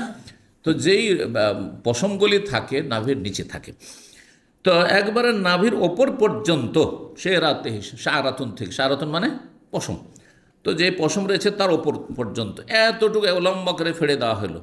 অন্য রেওয়ায়েতে রয়েছে মিন কাসহি ইলা শারাতিহি, বুকের ওপর ভাগ থেকে শুরু করে একেবারে নাভির ওপর ভাগ পর্যন্ত। ফাস্তাখরাজা কালবি, তারপর আমার হৃদপিণ্ডটিকে বের করে নেওয়া হইল, একবারে হার্ট অপারেশনের মতো পুরো হার্টটাকে বের করে নেওয়া হইল। সুমা উতিত বেতাস্তিমেন, তারপরে স্বর্ণের একটি পাত্র নিয়ে আসা হইল, মামলু আতিন ইমান, যেটাতে ইমানে ভরপুর ছিল। তাহলে ইমানকে একবার সতেজ করে দেওয়ার জন্য স্পেশালভাবে, এমনি তো সুন্দর প্রকৃতি, সবচেয়ে সুন্দর প্রকৃতির মানুষ, তারপর আরও অতিরিক্ত তাতে একবারে। ফাগোসেলা কালবি, আর আমার অন্তরকে, হৃদয়কে, হৃৎপিণ্ডকে ধুয়ে দেওয়া হইল। সুম্মা হোসিয়া, তারপরে সেখানে ভরে দিয়ে সেট করে দেওয়া হইল, যেমন অপারেশন করে। সুবহানাল্লাহ। অন্য রওয়ায়াতে রয়েছে জমজমের পানি দিয়ে ধোয়া হয়েছিল। সুম্মা ওইদা, তারপরে ফিরিয়ে দেওয়া হলো, মানে আবার অপারেশন করার পরে যেমন সেলাই করে দাও ওইরকম। এই জন্য নবী সাল্লাল্লাহু আলাইহি ওয়াসাল্লামের পক্ষে দাগ ছিল। সুম্মা উতিত বিদাব্বা, তারপরে একটি জন্তু নিয়ে আসা হলো, দুনাল বাগলে, যেটি খচ্চরের চাইতে ছোট ছিল, ফৌকাল হেমার, গাধার চাইতে একটু বড় ছিল, আবিয়া, সাদা রঙের। ফাকাইলাহুল জারুদ, জারুদ বলল তার নাম হোয়াল বোরাক, সেটা বোরাক। ইয়া আবু হামজা, হে আবু হামজা, আবু হামজাকে বললেন যে সেটার নাম বোরাক। তো কাল আনাস, আনাস বলেন নাম, এ আনাস কুনিয়াত হচ্ছে আবু হামজা। হ্যাঁ, ইয়াদাউ খাতওয়াহু ইনদা আকসা তারফিহি, এই একটি বোরাক, যে বিদ্যুৎ বার্ক থেকে এই শব্দের উৎপত্তি। এই বাহনটি একটি ধাপ কত দূর রাখত, যত দূর হচ্ছে মানুষের দৃষ্টির শেষ সীমা, যত দূর নজর পড়ে। ফাঁকা মাঠে, খোলা জায়গায় যদি আকাশ পরিষ্কার, সব কিছু দিগন্ত পরিষ্কার থাকে, কত দূর পর্যন্ত আপনি দেখতে পাচ্ছেন, ঠিক না? এত দূরে গিয়ে একটা ধাপ দিয়ে পড়ে। এইভাবে নবী সাল্লাল্লাহু আলাইহি সাল্লামকে নিয়ে যাওয়ার। ফাহমেল তো আলে, তার উপর আমাকে উঠিয়ে নেওয়া হলো। ফান্তা লাগবে, জিবরাইল আমাকে নিয়ে চললেন। তাসামা দুনিয়া, তারপর নিকটবর্তী আকাশে চলে গেলেন। ফাস্তাবতা, খুলতে বললেন। ফাকিলা, তখন বলা হইল যে আকাশের রক্ষী তার পক্ষ থেকে, মানহাজা, কে? কালা জিবরিল, বলেন আমি জিবরিল, মানে আনা জিবরিল। কিলা, তখন জিজ্ঞাসা, অমান মাক, আপনার সাথে কে আছে? তাহলে বোঝা গেল যে সিকিউরিটির দায়িত্বে থাকবেন যতই বড় ব্যক্তি যান না কেন, তার জিজ্ঞাসা করা তার অধিকার, এটা মাইন্ড করলে হবে না। আমার চেক করবে আবার কিরে? বড় বড় যারা নেতা মাথা আছে বা প্রশাসনের ওপর মহলে আছে, তাদের যদি কোনো চেক করে, তো সেখানে গিয়ে একবারে অবিচার করে ফেলে অনেক সময় সিকিউরিটির দায়িত্বে যারা আছে তাদের। না, মোটেই জায়েজ না, কারণ সেটা তার ডিউটি, তাকে তার জবাবদিহিতা করতে হবে। দেখ, কালা মুহাম্মদ, আমার সাথে মুহাম্মদ সাল্লাল্লাহু আলাইহি ওয়াসাল্লাম রয়েছেন। কিলা কাদ উরসিলা ইলাইহি, তাকে ডেকে পাঠানো হয়েছে, অথবা তাকে রসুল বানানো হয়েছে, দুটো ব্যাখ্যা হইতে পারে। কালা নাম, হ্যাঁ। কালা মারহাবান বিহি, তাকে মারহাবা বলছি। ফানিমাল মাজিউ জাআ, উত্তম আগমনকারীর আগমন হয়েছে, উত্তম আগমনকারীর আগমন ঘটেছে। তারপর ফাতাহা, তারপরে ফাতাহা, খুলে দিল। ফালাম্মা খালাস্ত, যখন আমি পৌঁছিলাম প্রথম আকাশের ওপরে, ফাইজা ফিহা আদম, প্রথম আকাশে আদম আলাইহিস সালাম পেলাম। ফাকাল, আমাকে জিবরিল বলে, হাজা আবুকা, ইনি হচ্ছেন আপনার পিতা, প্রথম পিতা আদম। ফাসাল্লাম আলী, তাকে সালাম করুন। ফাসাল্লাম, তারা সালাম বললাম আমি আদম আলাইহিস সালামকে। ফারাদ্দা সাল্লাল্লাহু সাল্লামের জবাব দিলেন। বলছেন সুম্মা কালা, তারপরে বললেন আদম আলাইহিস সালাম, মারহাবান বিল ইবনি সালেহ ওয়ান নবী সালেহ, মারহাবা বিল ইবনি সালেহ, পুণ্যবান পুত্রের প্রতি এবং পুণ্যবান নবীর প্রতি। পুণ্যবান পুত্র এবং পুণ্যবান নবীকে মারহাবা বলছি, বা তার প্রতি মারহাবা, বা তাকে স্বাগতম জানাচ্ছি। মারহাবা মানে স্বাগতম জানাচ্ছি। মারহাবা শব্দটি শাব্দিক অর্থ স্বাগতম না, এটা ভাব অর্থ। শাব্দিক অর্থ হচ্ছে প্রশস্ত, প্রশস্ত। দেখেন, আপনার মনটা যদি প্রস্তুত থাকে, তো আপনার বাড়ি মেহমান আসলে আপনার কষ্ট লাগবে না, আরও ভালো লাগবে। আগে অন্তরটা কী হইতে হবে? অন্তরে জায়গা দিতে হবে অতিথিকে, অতিথি পরায়ণ হইতে হবে, বোঝা গেছে? আর তারপরে বাড়িতে জায়গা লাগবে। ধর মনটা খুব বড়, কিন্তু বাড়িতে বসার জায়গা নেই, তো কোথায় দিবেন? তো মারহাবা মানে আমার অন্তরে আপনার জন্য অনেক প্রশস্ত জায়গা আছে, আর আমার বাড়িতে আপনার থাকার জন্য, অবস্থানের জন্য আর খাওয়া দাওয়ার জন্য যথেষ্ট পর্যাপ্ত পরিমাণে জায়গা রয়েছে। এটা হচ্ছে শাব্দিক অর্থ। রাহাবন থেকে যাকাত আলাইহিল আরদু বিমা যাকাত আলাইহিল আরদু বিমা রাহবাত, আল্লাহ বলছেন ওই তাবুকের যুদ্ধে যে তিনজন পিছিয়ে থেকে গেছিল তাদের সম্পর্কে, তাদের অবস্থা এমন হয়েছিল বয়কটের কারণে, যে দুনিয়া পৃথিবী এত প্রস্তুত থাকা সত্ত্বেও, বেমা রাহবাত, এই যে রাহবা থেকে মারহাবা, দুনিয়া প্রস্তুত থাকা সত্ত্বেও মদিনা তাদের জন্য একবার দুনিয়া মনে হচ্ছে সংকুচিত হয়ে গেছিল তাদের জন্য। তো বলছেন এই তাকে অভিবাদন জানালেন। সুম্মা সাইদাবি, তারপরে আমাকে নিয়ে ওপরে উঠা হলো। হাত্তা আতাসামা স্থানে, দ্বিতীয় আকাশে আসলো। ফাস্তাবতে, খুলতে বললেন। কে খুলতে বললেন? জিবরাইল আলাইহিস সালাম। কিলা মান হাযা, কে? কালা জিবরিল। কিলা মাম্মাক, আপনার সাথে কে আছে? কালা মুহাম্মদ, মুহাম্মদ সাল্লাল্লাহু আলাইহি ওয়াসাল্লাম আছেন। কিলা ওয়াকাদ উরসিলা ইলাইহি, তাকে ডেকে পাঠানো হয়েছে নাকি রসুল বানানো হয়েছে? কালা নাম। কিলা মারহাবান বিহি, তাকে স্বাগতম জানাচ্ছি। ফান্নিমাল মাজিউ জাআ, উত্তম আগমনকারীর আগমন ঘটেছে। ফাফাতা, তারপরে দ্বিতীয় আকাশের রক্ষী খুলে দিলেন দরজা। ফালাম্মা খালাস্তু, তাহলে বোঝা গেল আকাশের দরজা আছে, আমরা বিশ্বাস করি। জি, আকাশ আছে, এটাও বিশ্বাস করি। হ্যাঁ, এই সায়েন্সের উদ্ভট কথা বিশ্বাস করি না, যে না না আকাশ টাকাশ কিচ্ছু নেই। একসময় বলতো, সায়েন্সে পড়াতো যে দূরে দেখলে যেন অন্ধকার মনে হয় না, ঠিক ওই রকমই ওপরে দূরে দেখছি সেই যেন অন্ধকার মনে হচ্ছে। আকাশও নেই, ফাঁকাশও নেই, কিচ্ছু নেই তাদের কাছে। এরা মূর্খ। জি, এদের কথা 2, 4, 10 বছর 20 বছর পর পর পরিবর্তন হইতে থাকে। আর কোরআন হাদিসের কথা, ওহির কথা কখনো কিয়ামত পর্যন্ত পরিবর্তন হবে না, এটাই আমরা বিশ্বাস করি। এই বিশ্বাসের ব্যতিক্রম কেউ সায়েন্স টেকনোলজি পড়ে যদি বলে যে না সায়েন্টিস্টরা বলেছে সুতরাং বিশ্বাস, তাহলে সে কাফের, সে নাস্তিক, কাফের, সে মুসলমান না। জি, তো আমরা আগে ওহি বিশ্বাস করি, তারপরে বাস্তবতা যতটা বলছেন এটা হইতেও পারে, নাও হইতে পারে। সূর্য ঘুরে না পৃথিবী ঘুরে, অমুক ঘুরে না তমুক ঘুরে, আমরা ওইসব বুঝি না তোমাদের কথা। আজকে একটা বলছো, কালকে আর একটা বলবে, বোঝা গেছে? জি। তো বলছেন যে দ্বিতীয় আকাশে যাওয়ার পর যখন পৌঁছিলাম, এজা ইয়াহিয়া ও ঈসা, সেখানে 2 নবী ইয়াহিয়া এবং ঈসা আলাইহিস সালামের সাথে দেখা হলো। ওহমা ইবনা খালা, দুইজনেই খালাতো ভাই, দুজনে খালাতো ভাই অথবা খালাতো ভাইয়ের ছেলে একজন, যাই হোক, কিন্তু আরবরা ওইভাবে বলে। কালা হাজা ইয়াহিয়া, জিবরাইল আলাইহিস সালাম বললেন ইনি হচ্ছেন ইয়াহিয়া এবং ঈসা। ফাসাল্লাম আলাইহিমা, এই উভয়কে সালাম করুন। ফাসাল্লাম, তো সালাম করলাম। তাহলে বোঝা গেল সালাম কাকে করতে হবে? যিনি আসবেন তাকে সালাম করতে হবে, যদিও তিনি বড় মানুষ, ইয়াহিয়া ঈসার চাইতে বড় নবী সাল্লাল্লাহু আলাইহি ওয়াসাল্লাম না, তারপর সালাম করলেন কি না, এটাই উচিত। কিন্তু কেউ যদি করে দেয় সেটা আলাদা কথা। এই নয় যে স্কুলের শিক্ষক অথবা কলেজের শিক্ষক আসছে, আর আসার পরে ছেলেরা সব দাঁড়িয়ে গেল আর সালাম আলাইকুম স্যার, না না না, তিনি সালাম করবেন যিনি এসছেন। আপনারা এমনি সালাম করেন, কিন্তু বসে সালাম, এই যে দাঁড়িয়ে যাবেন সালাম করার জন্য, এটা জায়েজ নয়। কথা বুঝতে পারছেন? জি। তো বলছেন তারপরে এই 2 জন সালামের উত্তর দিলেন। ফারাদ্দা সুম্মা কালা, তারপরে বললেন মারহাবান বিল আখিস সালেহ ওয়ান নবী সালেহ, মারহাবা বলছি, স্বাগতম জানাচ্ছি পুণ্যবান ভাই এবং পুণ্যবান নবীকে। হ্যাঁ, পুণ্যবান ভাই বললেন কেন? হ্যাঁ, কারণ তারা ভাই, মুসলিমের নবী, নবীর ভাই। কিন্তু আদমকে হ্যাঁ বাবা বা আদম কেন সন্তান বললেন? কারণ আদমের সন্তান আমরা সবাই, নবীও আদমের সন্তান। তাহলে বুঝছেন আদম কিসের তৈরি? নূরের তৈরি, মাটির তৈরি। আর আদম যখন নিজের সন্তান বলছে, তো নবী কিসের তৈরি? মাটির তৈরি। কেউ যদি না গায়ের জোরে নূরের তৈরি, তাহলে সে কুফরি কথা বলে, ভালো করে কুফরি কথা বলে, হাদিস অস্বীকার করলো, কোরআন অস্বীকার করলো। কারণ কোরআনে আল্লাহ বলেছেন বাশার নবী, আর বাশার হচ্ছে মিন তিন, কাদামাটি দিয়ে তৈরি। জি। তো তারপরে বলছেন সুম্মা সাইদাবি আলাস সামাই সালেসা, তারপর আমার 3য় আকাশ আমাকে নিয়ে উঠা হইল। ফাস্তাফতাহ, খুলতে বলা হইল। কিলা, তখন জিজ্ঞাসা করা হইল মান হাজা, কে? কালা জিবরিল, আমি জিবরিল। কিলা মাম্মাক, আপনার সাথে কে আছে? কালা মুহাম্মদ, মুহাম্মদ সাল্লাল্লাহু আলাইহি ওয়াসাল্লাম রয়েছেন। কিলা, তখন জিজ্ঞাসা করা হইল রক্ষীর পক্ষ থেকে, ওয়াকাদ উরসিলা, তাকে ডেকে পাঠানো হয়েছে। কালার নাম, হ্যাঁ। কিলা, তখন বলে মারহাবান বিহি, তার প্রতি মারহাবা বলছি। ফানিমাল মাজিউ জাআ, উত্তম আগমনকারীর আগমন ঘটেছে। ফাফতিহা, তারপরে দরজা খুলে দেওয়া হলো। ফালাম্মা খালাস্তু, যখন আমি পৌঁছিলাম 3য় আকাশে, এদা ইউসুফ, দেখলাম সেখানে ইউসুফ আলাইহিস সালাম রয়েছেন।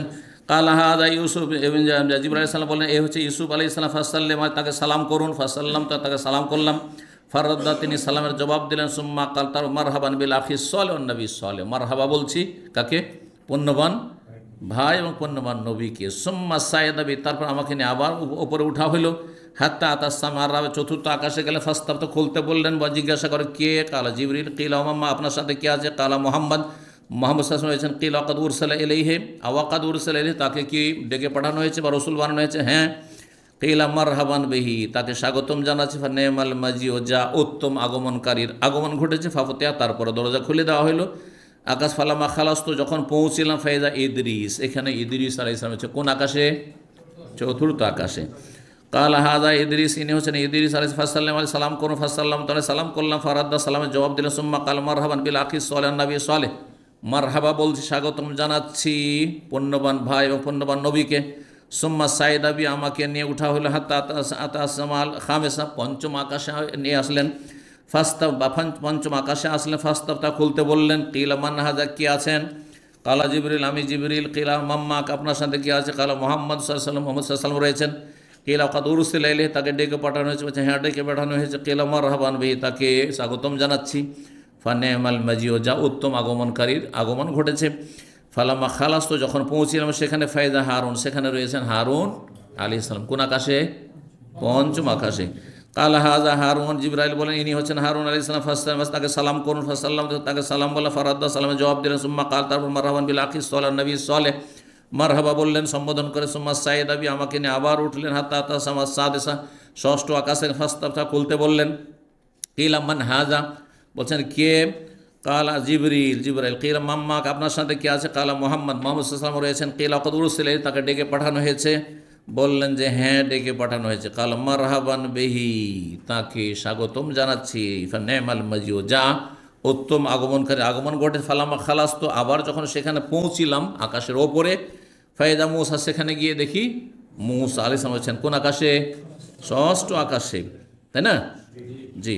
কালা হাদা মূসা, ইনি হচ্ছেন মূসা আলাইহিস সালাম। ফাসাল্লাম, তাকে সালাম, ফাসাল্লাম তো আলাইহি সালাম করলাম। ফারাদ্দা, তিনি সালামের জবাব দিলেন। সুম্মা কাতার বল মারহাবান বিল আখি নবী সালেহ, পুণ্যবান ভাই এবং পুণ্যবান নবীকে মারহাবা বলছি, স্বাগতম জানা। ফালামা তাজাওয়াজ, তো সেখান থেকে ওপরে যখন যেতে লাগলাম, বাকা, তখন মূসা আলাইহিস সালাম কেঁদে ফেললেন। কিল আল্লাহ, তখন তাকে জিজ্ঞাসা করা হইল, মানে জিবরাইল জিজ্ঞেস করলেন যে আশেপাশে যারা আছে আরও আছে, কারণ মুখ্য ব্যক্তির কথা উল্লেখ, এই তো নয় যে সবার নাম উল্লেখ করা হবে সেখানে কে আছে, যে কোনো জায়গায় কার কথা উল্লেখ করা সংক্ষেপে, যিনি প্রধান ব্যক্তি। তো প্রধান ব্যক্তি সেখানে মূসা আলাইহিস সালাম ছিলেন। তো বা অন্য ফেরেশতা রয়েছেন। জিজ্ঞাসা করলেন কাঁদছেন কেন? মায়ুব, কি কারণে কান্না করছেন? কাল আব কি, আমি এই জন্য কেঁদে ফেললাম।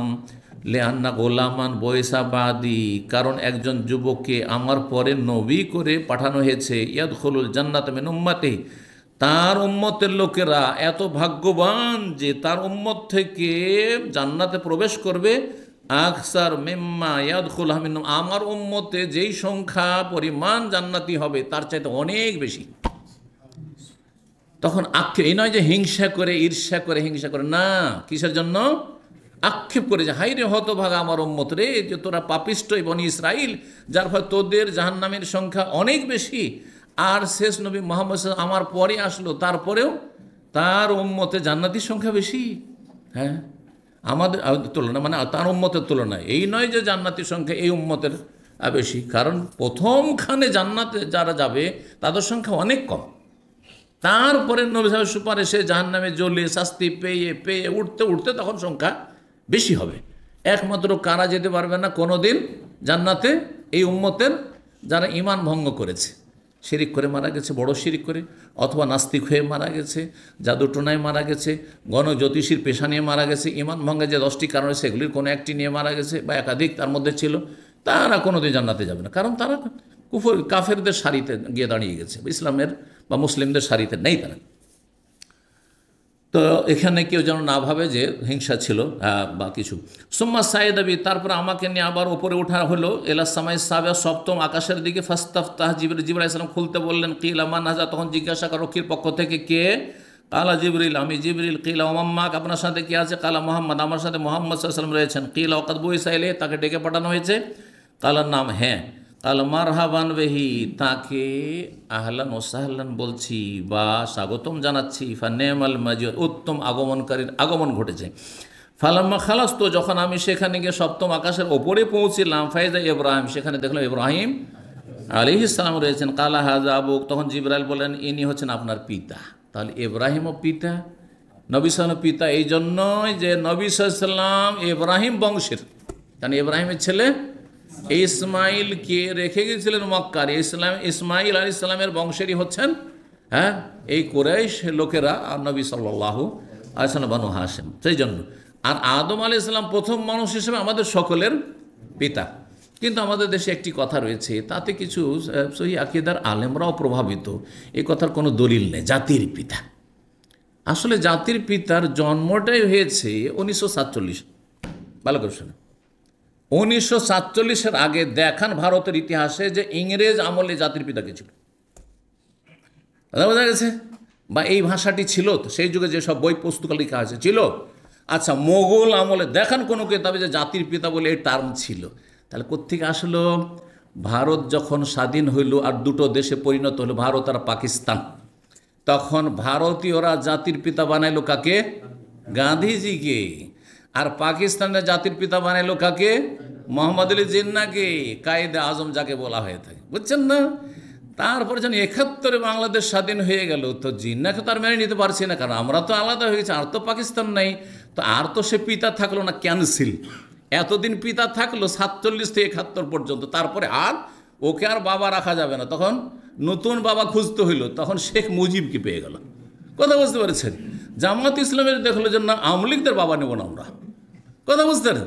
তখন তাদের আবিষ্কার যে জাতির পিতা আমাদের ইব্রাহিম, এ হচ্ছে আমাদের আন্তর্জাতিক ক্ষতিসম্পন্ন বক্তাদের কথা।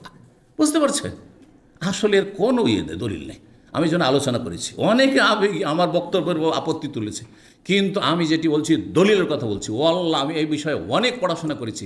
ইবনে তাইমিয়া রাহিমাহুল্লাহর 37 খণ্ডের ফতোয়া আছে, তাতেও খুঁজলাম কোথাও জাতির পিতা শব্দটি কেউ ব্যবহার করেন না। কোনো সাহাবী ব্যবহার করেছেন না, কোনো তাবি ব্যবহার করেছেন না, কোনো তাওয়াতাবি ব্যবহার করেছেন। আবু হানিফা, শাফি, মালিক, আমার 4 ইমামের, হানাফি, শাফি, মালিক, হাম্বলির না মযহাবের কিতাবে আছে, কোনো কিতাবে নেই। তাহলে কোত্থেকে জাতির পিতা নিয়ে আসলেন? আর কিছু আহলে হাদিস আমাদের দেশের মৌলভী সাহেব আছে, না না না না, আমাদের জাতির পিতা আছে ইব্রাহিম আলাইহিস সালাম, জাতির পিতা। ইব্রাহিম আলাইহিস সালাম আরবদের পিতা। ভালো করে শুনুন, ইব্রাহিম আলাইহিস সালাম আরবদের পিতা। মিল্লাত আবিকুম মানে সারা বিশ্বের মানুষকে বলা হয়নি। প্রথম যাদের জন্য কোরআন নাযিল, প্রথম কার জন্য নাযিল হয়েছে? আরবদের জন্য কোরআন নাযিল হয়েছে প্রথম, কারণ প্রথম সম্বোধন তাদেরকে করা হয়েছে। আর তাদেরকে বলা হয়েছে তোমরা ইব্রাহিমের দোহাই দিচ্ছ, তো ইব্রাহিমের ধর্মে আসো, তোমার মূর্তি পূজা কেন করছে? ইব্রাহিম তো মুশরিক ছিলেন না। এবার বুঝতে পারছেন? জি। তো যাই হোক, কথা না বাড়িয়ে, কারণ এইটুকু বলার প্রয়োজন ছিল, কারণ অনেকের কাছে এই সংশয়গুলি থেকে গেছে। তো রহস্যটা হচ্ছে, জাতির পিতার রহস্য হচ্ছে এই রহস্য। জি। এখন আবার পরিবর্তন, নতুন জাতির পিতা আসবে, কারণ অবস্থার পরিবর্তন ঘটেছে। এখন তল্লাশি চলছে, পিতাকে খুঁজছে যে কোথায় পাওয়া যায়। শিয়াদের 11টা ইমাম তো জানে, কিন্তু 12 ইমাম কোথাও সুরঙ্গে লুকিয়ে আছে। বুঝতে পারছেন না? 12 দ্বাদশ ইমাম শিয়াদের লুকিয়ে আছে। ওই রকমই এখন তল্লাশি চলছে বাংলাদেশে, নতুন জাতির পিতা কাকে পাওয়া যায়। বুঝতে পারছে? আল্লাহ হেদায়েত দান করুক। ঠিক কি বলছিলাম? হাদিসে কদর পৌঁছিলাম আদম আলাইহিস সালাম, তাই না? না, ইব্রাহিম আলাইহিস সালাম পৌঁছে গেছি। ইব্রাহিম আলাইহিস সালাম তখন সালাম বললেন, নবী সাল্লাল্লাহু আলাইহি সাল্লাম সাল্লাম আলাইহিস সালাম করুন। জিবরাইল বললেন কালা ফাসাল্লাম, তালি ইব্রাহিম আলাইহিস সালাম সালাম করলেন। ফারাদ্দাস সালাম, তিনি সালামের জবাব দিলেন। সুম্মা কাল, তারপরে বললেন মারহাবান বিল ইবনি সালেহ ওয়ান নবী সালেহ, মারহাবা পুণ্যবান সন্তান এবং পুণ্যবান নবীর প্রতি।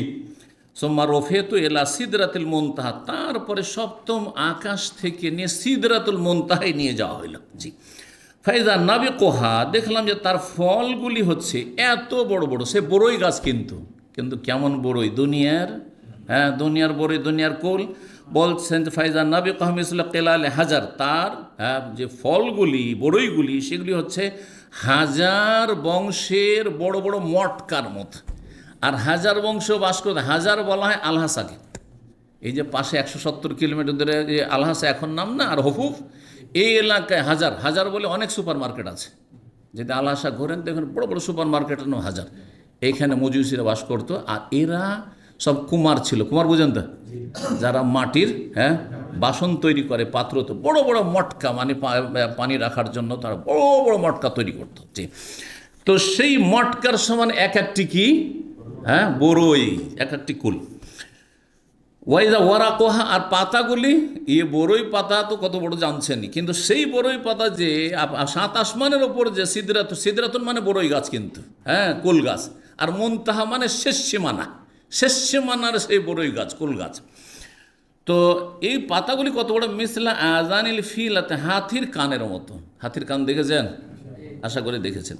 কালা হাযিহি সিদরাতুল মুনতাহা, তখন জিবরাইল আলাইহিস সালাম বললেন এই হচ্ছে সিদরাতুল মুনতাহা। ওয়াইদা আরবাতুন, সেখানে গিয়ে 4টি নহর নদী দেখে, বিশাল বিশাল নদী দেখলেন। নাহরানে বাতেনার, 2টি তো গোপনীয় নদী, ও নাহারানে জাহেরানে, আর 2টি নদী হচ্ছে দৃশ্যমান দেখা যাচ্ছে, আর 2টি নদী হচ্ছে গোপনীয় নদী, বাতেন নদী। ফাকুল তো মাহাজানি ইয়া জিবরিল, এই দুটো কি? কাল আম্মাল বাতেন নানে, এই যে গোপনীয় নদী, ফান্নাহারানে ফিল জান্নাত, এই দুটো নদী জান্নাতের নহর, জান্নাতের এগুলো নদী, দুধের নদী, হ্যাঁ, আর তারপরে মধুর নদী। জান্নাতে 4টি নদী আছে, কিন্তু এখানে 2টো নদীর কথা বলেছেন। আছে ওয়াম্মা জাহেরানে, আর দৃশ্যমান যেই নদীগুলো দেখা যায় দুনিয়াতে, সেই নদীগুলো 2টো 7 আকাশের ওপর দেখছেন কে? রাসূলুল্লাহ সাল্লাল্লাহু আলাইহি ওয়াসাল্লাম। কিন্তু সেই নদীগুলি কোথায় আছে? দুনিয়াতে দেখা যাচ্ছে। একটি হচ্ছে নীল নদ, কোথায়? মিসরে, আর একটি হচ্ছে ফোরাত, ইরাকে। জি। সুম্মা রফিআলি আল বাইতুল মামুর, তারপরে আমার সামনে নিয়ে আসা হলো বাইতুল মামুর, মানে আমাকে দেখানো হলো যে বাইতুল মামুর কাছে পৌঁছে গেছে। এই যে দেখো সামনে বাইতুল মামুর, বাইতুল মামুর কাবা ঘরের ঠিক ওপরে, একবার 7 আকাশের ওপর। সেখানে ফেরেশতারা তওয়াফ ইবাদতবন্দি করে, একবার করে ঢুকলে আর ঢোকার চান্স পাই না। আর আমরা আলহামদুলিল্লাহ কাবা ঘরে যখন ইচ্ছা তখন ঢোকার সুযোগ পাই। এখনও আলহামদুলিল্লাহ আমরা ফেরেশতাদের চাইতে ইবাদতবন্দির বেশি সুযোগ পাচ্ছি, বলুন আলহামদুলিল্লাহ। বিশেষ করে সৌদি আরবে যারা আছেন। সুম্মা উতিতু বিআনাই মিন খামরিন ওয়া ইনাইন মিন লাবান, তারপরে আমার কাছে গ্লাস বা পাত্র নিয়ে আসা হলো, একটি হচ্ছে মদের, আর একটি হচ্ছে দুধের, আর আরেকটি হচ্ছে মধুর। 3টি নিয়ে আসার, আর বলা হয় 3টার একটা তুমি নিয়ে না, পান করো, একটা পান করতে হবে। ফাখালতুল লাবান, তখন আমি দুধটাকে বেছে নিলাম, দুধ পান করার জন্য নিয়ে এলাম। কালা, তখন জিবরাইল বলে হে আল ফিতরাতে, এটি হচ্ছে সুস্থ প্রকৃতি, এইটি হচ্ছে সত্যিকারের প্রকৃতি, নেচার। আল্লাতি আনতালেহ, যেই প্রকৃতির ওপর আপনি রয়েছেন। আর দিনে ইসলাম হচ্ছে দিনুল ফিতরা, হ্যাঁ, প্রাকৃতিক দিন, মানুষের প্রকৃতির সাথে সামঞ্জস্য। তো বলছেন যে আমি তখন ওইটা যখন নিলাম, তখন বললে যে এই ফিতরাকে তুমি পেয়ে গেছো, আর তোমার উম্মত পেয়ে গেছে। সুম্মা ফরিজাত, তার সাথে আরও বলেছে, এখানে নেই যে তুমি যদি মদ নিয়ে নিতে, মদের পাত্রটা বা মদের গ্লাসটা নিয়ে নিতে, তাহলে কি হতো? লাগত উম্মা, তোমার উম্মত পুরোটাই পথভ্রষ্ট হয়ে যেত। জি, তাহলে বোঝা গেল ভালো পানের বরকত রয়েছে, আর খারাপ পানের খারাপ পানাহারের ক্ষতি রয়েছে, কুপ্রভাব রয়েছে। বলছেন সুম্মা ফরজাত আলাইয়া সালাতু খামসিনা সালাত, তারপরে 50 ওয়াক্ত সালাত ফরজ করা হলো প্রতিদিনে। ফারাজাত, ফিরে আসলাম। ফামারারতু আলা মুসা, মুসা আলাইহিস সালাম কাছ দিয়ে অতিক্রম করলাম। ফাকালা বিমা উমিরতা, তোমাকে কি আদেশ করা হলো? কাল উমিরতু বিখামসিনা সালাত, 50 ওয়াক্ত সালাতের আদেশ করা হয়েছে, কুল্লা মানে প্রতিদিন।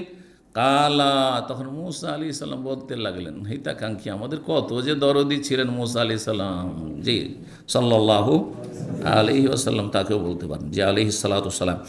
ইন্না উম্মাতাকা লা তাস্তাতি খামসিন, আপনার উম্মত হে মুহাম্মদ 50 ওয়াক্ত আদায় করতে কখনো পারবে না। ওয়াইন্নি আল্লাহ, আমি বলছি আল্লাহর কসম করে, আমার তিক্ত অভিজ্ঞতা, কাদ জাররাবতুন নাসা কাবলাকা, তোমার পূর্বে মানব জাতিকে আমি ভালো করে পরীক্ষা করে রেখেছি। ওয়া আলাজতু বনি ইসরাইল আশাদ্দাল মুআলাজা, আর বনি ইসরাইল আমার উম্মতকে হেদায়েত করার জন্য কঠোর শ্রম দিয়েছি, কঠোর শ্রম দিয়েছি। জি, কিন্তু তারপর অধিকাংশ কি হয়েছে? বাঁকা পথভ্রষ্ট হয়েছে, পারেনি। ফারজি ইলা রব্বিকা, রবের কাছে ফিরে যান। ফাসআলুত তাফি, হালকা করতে বলেন আপনার উম্মতের জন্য। ফারাজা, তখন ফিরে গেলাম, আল্লাহকে গিয়ে দরখাস্ত করে। ফাওয়াজা আনি আসা, 10কে ডিসকাউন্ট করলেন, হয়ে গেল কত? 40। ফারাজা তো ইলা মুসা, মুসার কাছে আবার ফিরে আসলাম। ফাকালা মিসলাহু, তারপরে আবার আমাকে বলছেন যাও যাও ফিরে যাও, হবে না কাজ, পারবে না, 40 পারে। ফারাজা তো ফিরে গেলাম। ফাওয়াজা আনি আসান, তারপরে আবার 10কে কমিয়ে দেওয়া হইলো, তো থাকলো 30। ফারাজা তো এলা মুসা, মুসার কাছে ফিরে। ফাকালা মিসলাহু, ওই রকম আবার ফিরিয়ে দিলেন, তোমার উম্মত পারবে না। ফারাজা তো ফিরে গেলাম। ফাওয়াজা আনি আসা, আবার 10 কমিয়ে দেওয়া হলো, 20 আসলো। ফারাজা তো এলা মুসা, আবার মুসার কাছে ফিরে আসলাম। ফাকালা মিসলাহু, ওই রকমই আবার না, পারবে না। কত আছে? 20 না? 20-এ পৌঁছে, পারবে না, যাও ফিরে যাও। ফারাজা তো ফিরে গেলাম। ফাওয়ামার তো বে আশরে সালাওয়াতিন কুল্লাইন, প্রতিদিনে যাও 10 ওয়াক্ত, তোমার উম্মতের জন্য 10 ওয়াক্ত থাকলো। ফারাজা তো ফিরে আসলাম সেখান থেকে 10 ওয়াক্ত নিয়ে। ফাকালা মিসলাহু, মুসা আলাইহিস সালাম আবার বললেন যে না না না না, আমার তিক্ত অভিজ্ঞতা আছে, খুব দেখেছি, আমার উম্মত তোমার উম্মতের চাইতে বেশি শক্তিশালী ছিল, কিন্তু তারাও পারেনি, সুতরাং তুমি এই 10 ওয়াক্ত নয়, যাও আরও হালকা করে নিয়ে আসো। ফারাজা তো ফিরে গেলাম। ফাওয়ামের তো খামসে সালাওয়াতিন কুল্লা ইয়াউমিন, প্রতিদিনে 5 ওয়াক্ত সালাতের আদেশ করো। ঠিক আছে, 5 ওয়াক্ত যাও। ফারাজাতু ইলা মুসা, মুসা আলাইহিস সালামের কাছে ফিরে আসলাম 5 ওয়াক্ত নিয়ে। ফাকালা বিমা উমিরতা, কি আদেশ করা হলো? কুলতু, বলে উমিরতু খামসে সালাওয়াতিন, করলে প্রতিদিনে 5 ওয়াক্ত নামাজ পড়তে হবে। কালা ইন্না উম্মাতাকা লা তাস্তাতি খামসা সালাওয়াতিন, করলে প্রতিদিনে তোমার উম্মত 5 ওয়াক্ত নামাজ পড়তে পারবে না। সত্যি বলেছেন মুসা আলাইহিস সালাম। আজকে শতকরা 95 জন বেনামাজি। আপনি যদি এই পরিসংখ্যান, বাংলাদেশের পরিসংখ্যানে 98 জন আছে, তারিখ পত্রিকা আবার এসছে, আরব দেশগুলির পরিসংখ্যানে বলা হয়েছে 95 জন। এই 95 জন বেনামাজি, ওর মধ্যে কিছু ফুল বেনামাজি জুমা পড়া, আর কিছু হচ্ছে আধা বেনামাজি, 2 ওয়াক্ত 3 ওয়াক্ত পড়ে, মাঝে মধ্যে পড়ে ছাড়ে, রমজানে মুসল্লি হয়ে যায়, এই হচ্ছে অবস্থা। কিন্তু কায়েমি নামাজি শতকরা 5 জনের বেশি আপনি পাবেন না। জি, আল্লাহ রাব্বুল আলামিন আমাদেরকে মাফ করুন এবং পথভ্রষ্টদেরকে আল্লাহ হিদায়াত দান করুন। ওয়াইন্নি কাদ জাররাবতুন নাসা কাবলাকা, আমি তোমার পূর্বে মানুষকে খুব পরীক্ষা করে দেখেছি। ওয়ালাজতু বানি আসাদ্দাল মুআলাজ, বনি ইসরাঈলদের হেদায়েতের জন্য কঠোর শ্রম দিয়েছি, কিন্তু তাদেরকে পারিনি সামলাতে। ফারজি ইলা রাব্বিকা, রবের কাছে ফিরে যাও। ফাসআলু তাখফি, আরও হালকা করতে বলো, লে উম্মাতিকা, তোমার উম্মতের জন্য। কালা, তখন রাসূল বললেন সাল্লাল্লাহু আলাইহি ওয়াসাল্লাম, সাআলতু রাব্বি, আমি রবের কাছে অনেক চেয়ে ফেলেছি। হাত্তা ইস্তাহাইতু, আমি লজ্জা পেয়ে গেছি, আর পারবো না যেতে, লজ্জা পেয়ে গেছি। ওয়ালাকিন আরদা ওয়া উসাল্লিম, তবে এতে আমি সন্তুষ্ট এবং এটাকে আমি শির নত করে মেনে নিচ্ছি, তসলিম করে নিচ্ছি, মানে শির নত করে মেনে নিচ্ছি। ফালাম্মা জাওয়াজ, তো সেখান থেকে যখন অতিক্রম করে আসতে লাগলাম, তাহলে মুসা আলাইহিস সালাম কোন আকাশে ছিলেন? 6ষ্ঠ আকাশে। তাহলে 6ষ্ঠ আকাশে এইসব ঘটনাগুলি ঘটছে, আসা যাওয়া। বলে সেখান থেকে যখন পার করে চলে আসলাম, না দানি মোনাদিন, একজন ঘোষক আহ্বায়ক আমাকে ডাক দিল আল্লাহর পক্ষ থেকে। আমদাইতু ফারিজাতি, আল্লাহর পক্ষ থেকে এটি ডাক ছিল। আমার ফরজকে আমি চূড়ান্ত করে দিলাম, 5 ওয়াক্তই থাকলো। ও খাফফাফতু আন ইবাদি, আমার বান্দাদের আমলকে আমি হালকা করে দিলাম। নামাজ 50 থেকে আমি 5-এ করে দিলাম, হালকা করে দিলাম, কিন্তু আমার চূড়ান্ত ফয়সালা যে 50-এরই নেকি আমি দেব। এর বিস্তারিত আর এক হাদিসে রয়েছে, যেটা এর আগে আমরা পড়েছি, তাতে রয়েছে ওয়াহিয়া খামসুন, মানে আদায় করতে হয় 5 ওয়াক্ত, কিন্তু ওয়াহিয়া খামসুনা, তাতে নেকি পাবে 50-এর নেকি পাবে, 5-10-এ 50, কারণ শরীয়তের নীতিমালা হচ্ছে যে 5-10-এ 10 গুণ, যে কোনো আমল করেন 10 গুণ। জি, একটি হাদিস এ অধ্যায় থেকে গেছে, 2 লাইনের শেষ করেন। ইবনে আব্বাস রাদিয়াল্লাহু তাআলা বলছেন 3888 নম্বর হাদিস, মহান আল্লাহর এই বাণী তফসির সম্পর্কে সূরা বনী ইসরাঈল ইসরার আয়াত নম্বর 60, ওমা জাআলনা রুয়াল্লাতি আরাইনাকা ইল্লা ফিতরাতাল লিন্নাস, আমি তোমাকে যে দৃশ্য দেখিয়েছিলাম সেটি মানব জাতির জন্য একটি পরীক্ষা ছিল। পরীক্ষা, এই দৃশ্য কী ছিল? বলছে হে আর রুয়া আইন, এটি কোনো স্বপ্ন যোগে নয়, বরং সচক্ষে রাসূলুল্লাহ সাল্লাল্লাহু আলাইহি ওয়াসাল্লাম কে দেখানো হয়েছে লাইলাতা উসরিয়া বিহি, নৈশ ভ্রমণের রাতে, মানে মেরাজের রাতে, এলা বাইতুল মাকদেস, যখন বাইতুল মুকাদ্দাসে নিয়ে যাওয়া নবী করিম সাল্লাল্লাহু আলাইহি ওয়াসাল্লাম। বিভিন্ন দৃশ্যগুলি আল্লাহ দেখিয়েছেন, পথে জমিন পথেও দেখিয়েছেন, আকাশ পথেও দেখিয়েছেন, আকাশের ওপরে দেখিয়েছেন, সেগুলিকে বোঝানো হয়েছে। কালা, তারপরে ওই আয়াতে রয়েছে ওয়াশজারাতাল মালউনাতা ফিল কোরআন, কোরআনে যেই গাছকে অভিশাপ দেওয়া হয়েছে, অভিশপ্ত গাছ বলা হয়েছে, মালাউন গাছ বলা হয়েছে, অভিশপ্ত গাছ বৃক্ষ বলা হয়েছে, সেটি কি বলছেন? হিয়া শাজারাতুজ জাক্কুম, সেটি জাক্কুম কণ্টকযুক্ত গাছ, যেটি হচ্ছে জাহান্নামীদের কাঁটাযুক্ত খাবার। আল্লাহ রাব্বুল জাহান্নাম থেকে আমাদেরকে রক্ষা করেন, উপকারী জ্ঞান দান করেন, নেক আমলের তৌফিক দান করেন, গুনাহ খাতা আল্লাহ মাফ করেন, জান্নাতুল ফিরদাউস দান করেন, জাহান্নামের আযাব থেকে রক্ষা করেন, রাসূলুল্লাহ সাল্লাল্লাহু আলাইহি ওয়াসাল্লাম শাফাত আমাদেরকে আল্লাহ দান করেন। ওয়া সাল্লাল্লাহু ওয়া সাল্লাম নবিয়ানা মুহাম্মদ ওয়া আলা আলিহি ওয়া সাহবিহি আজমাইন। والمسلمات والمؤمنين والمؤمنات والقانتين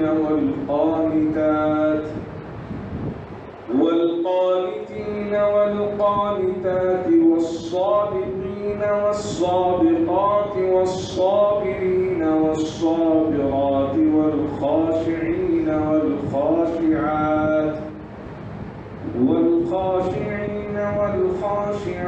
والمتصدقين والمتصدقات والصائمين والصائمات والحافظين فروجهم والحافظات والذاكرين الله كثيرا أعد الله لهم مغفرة وأجرا عظيما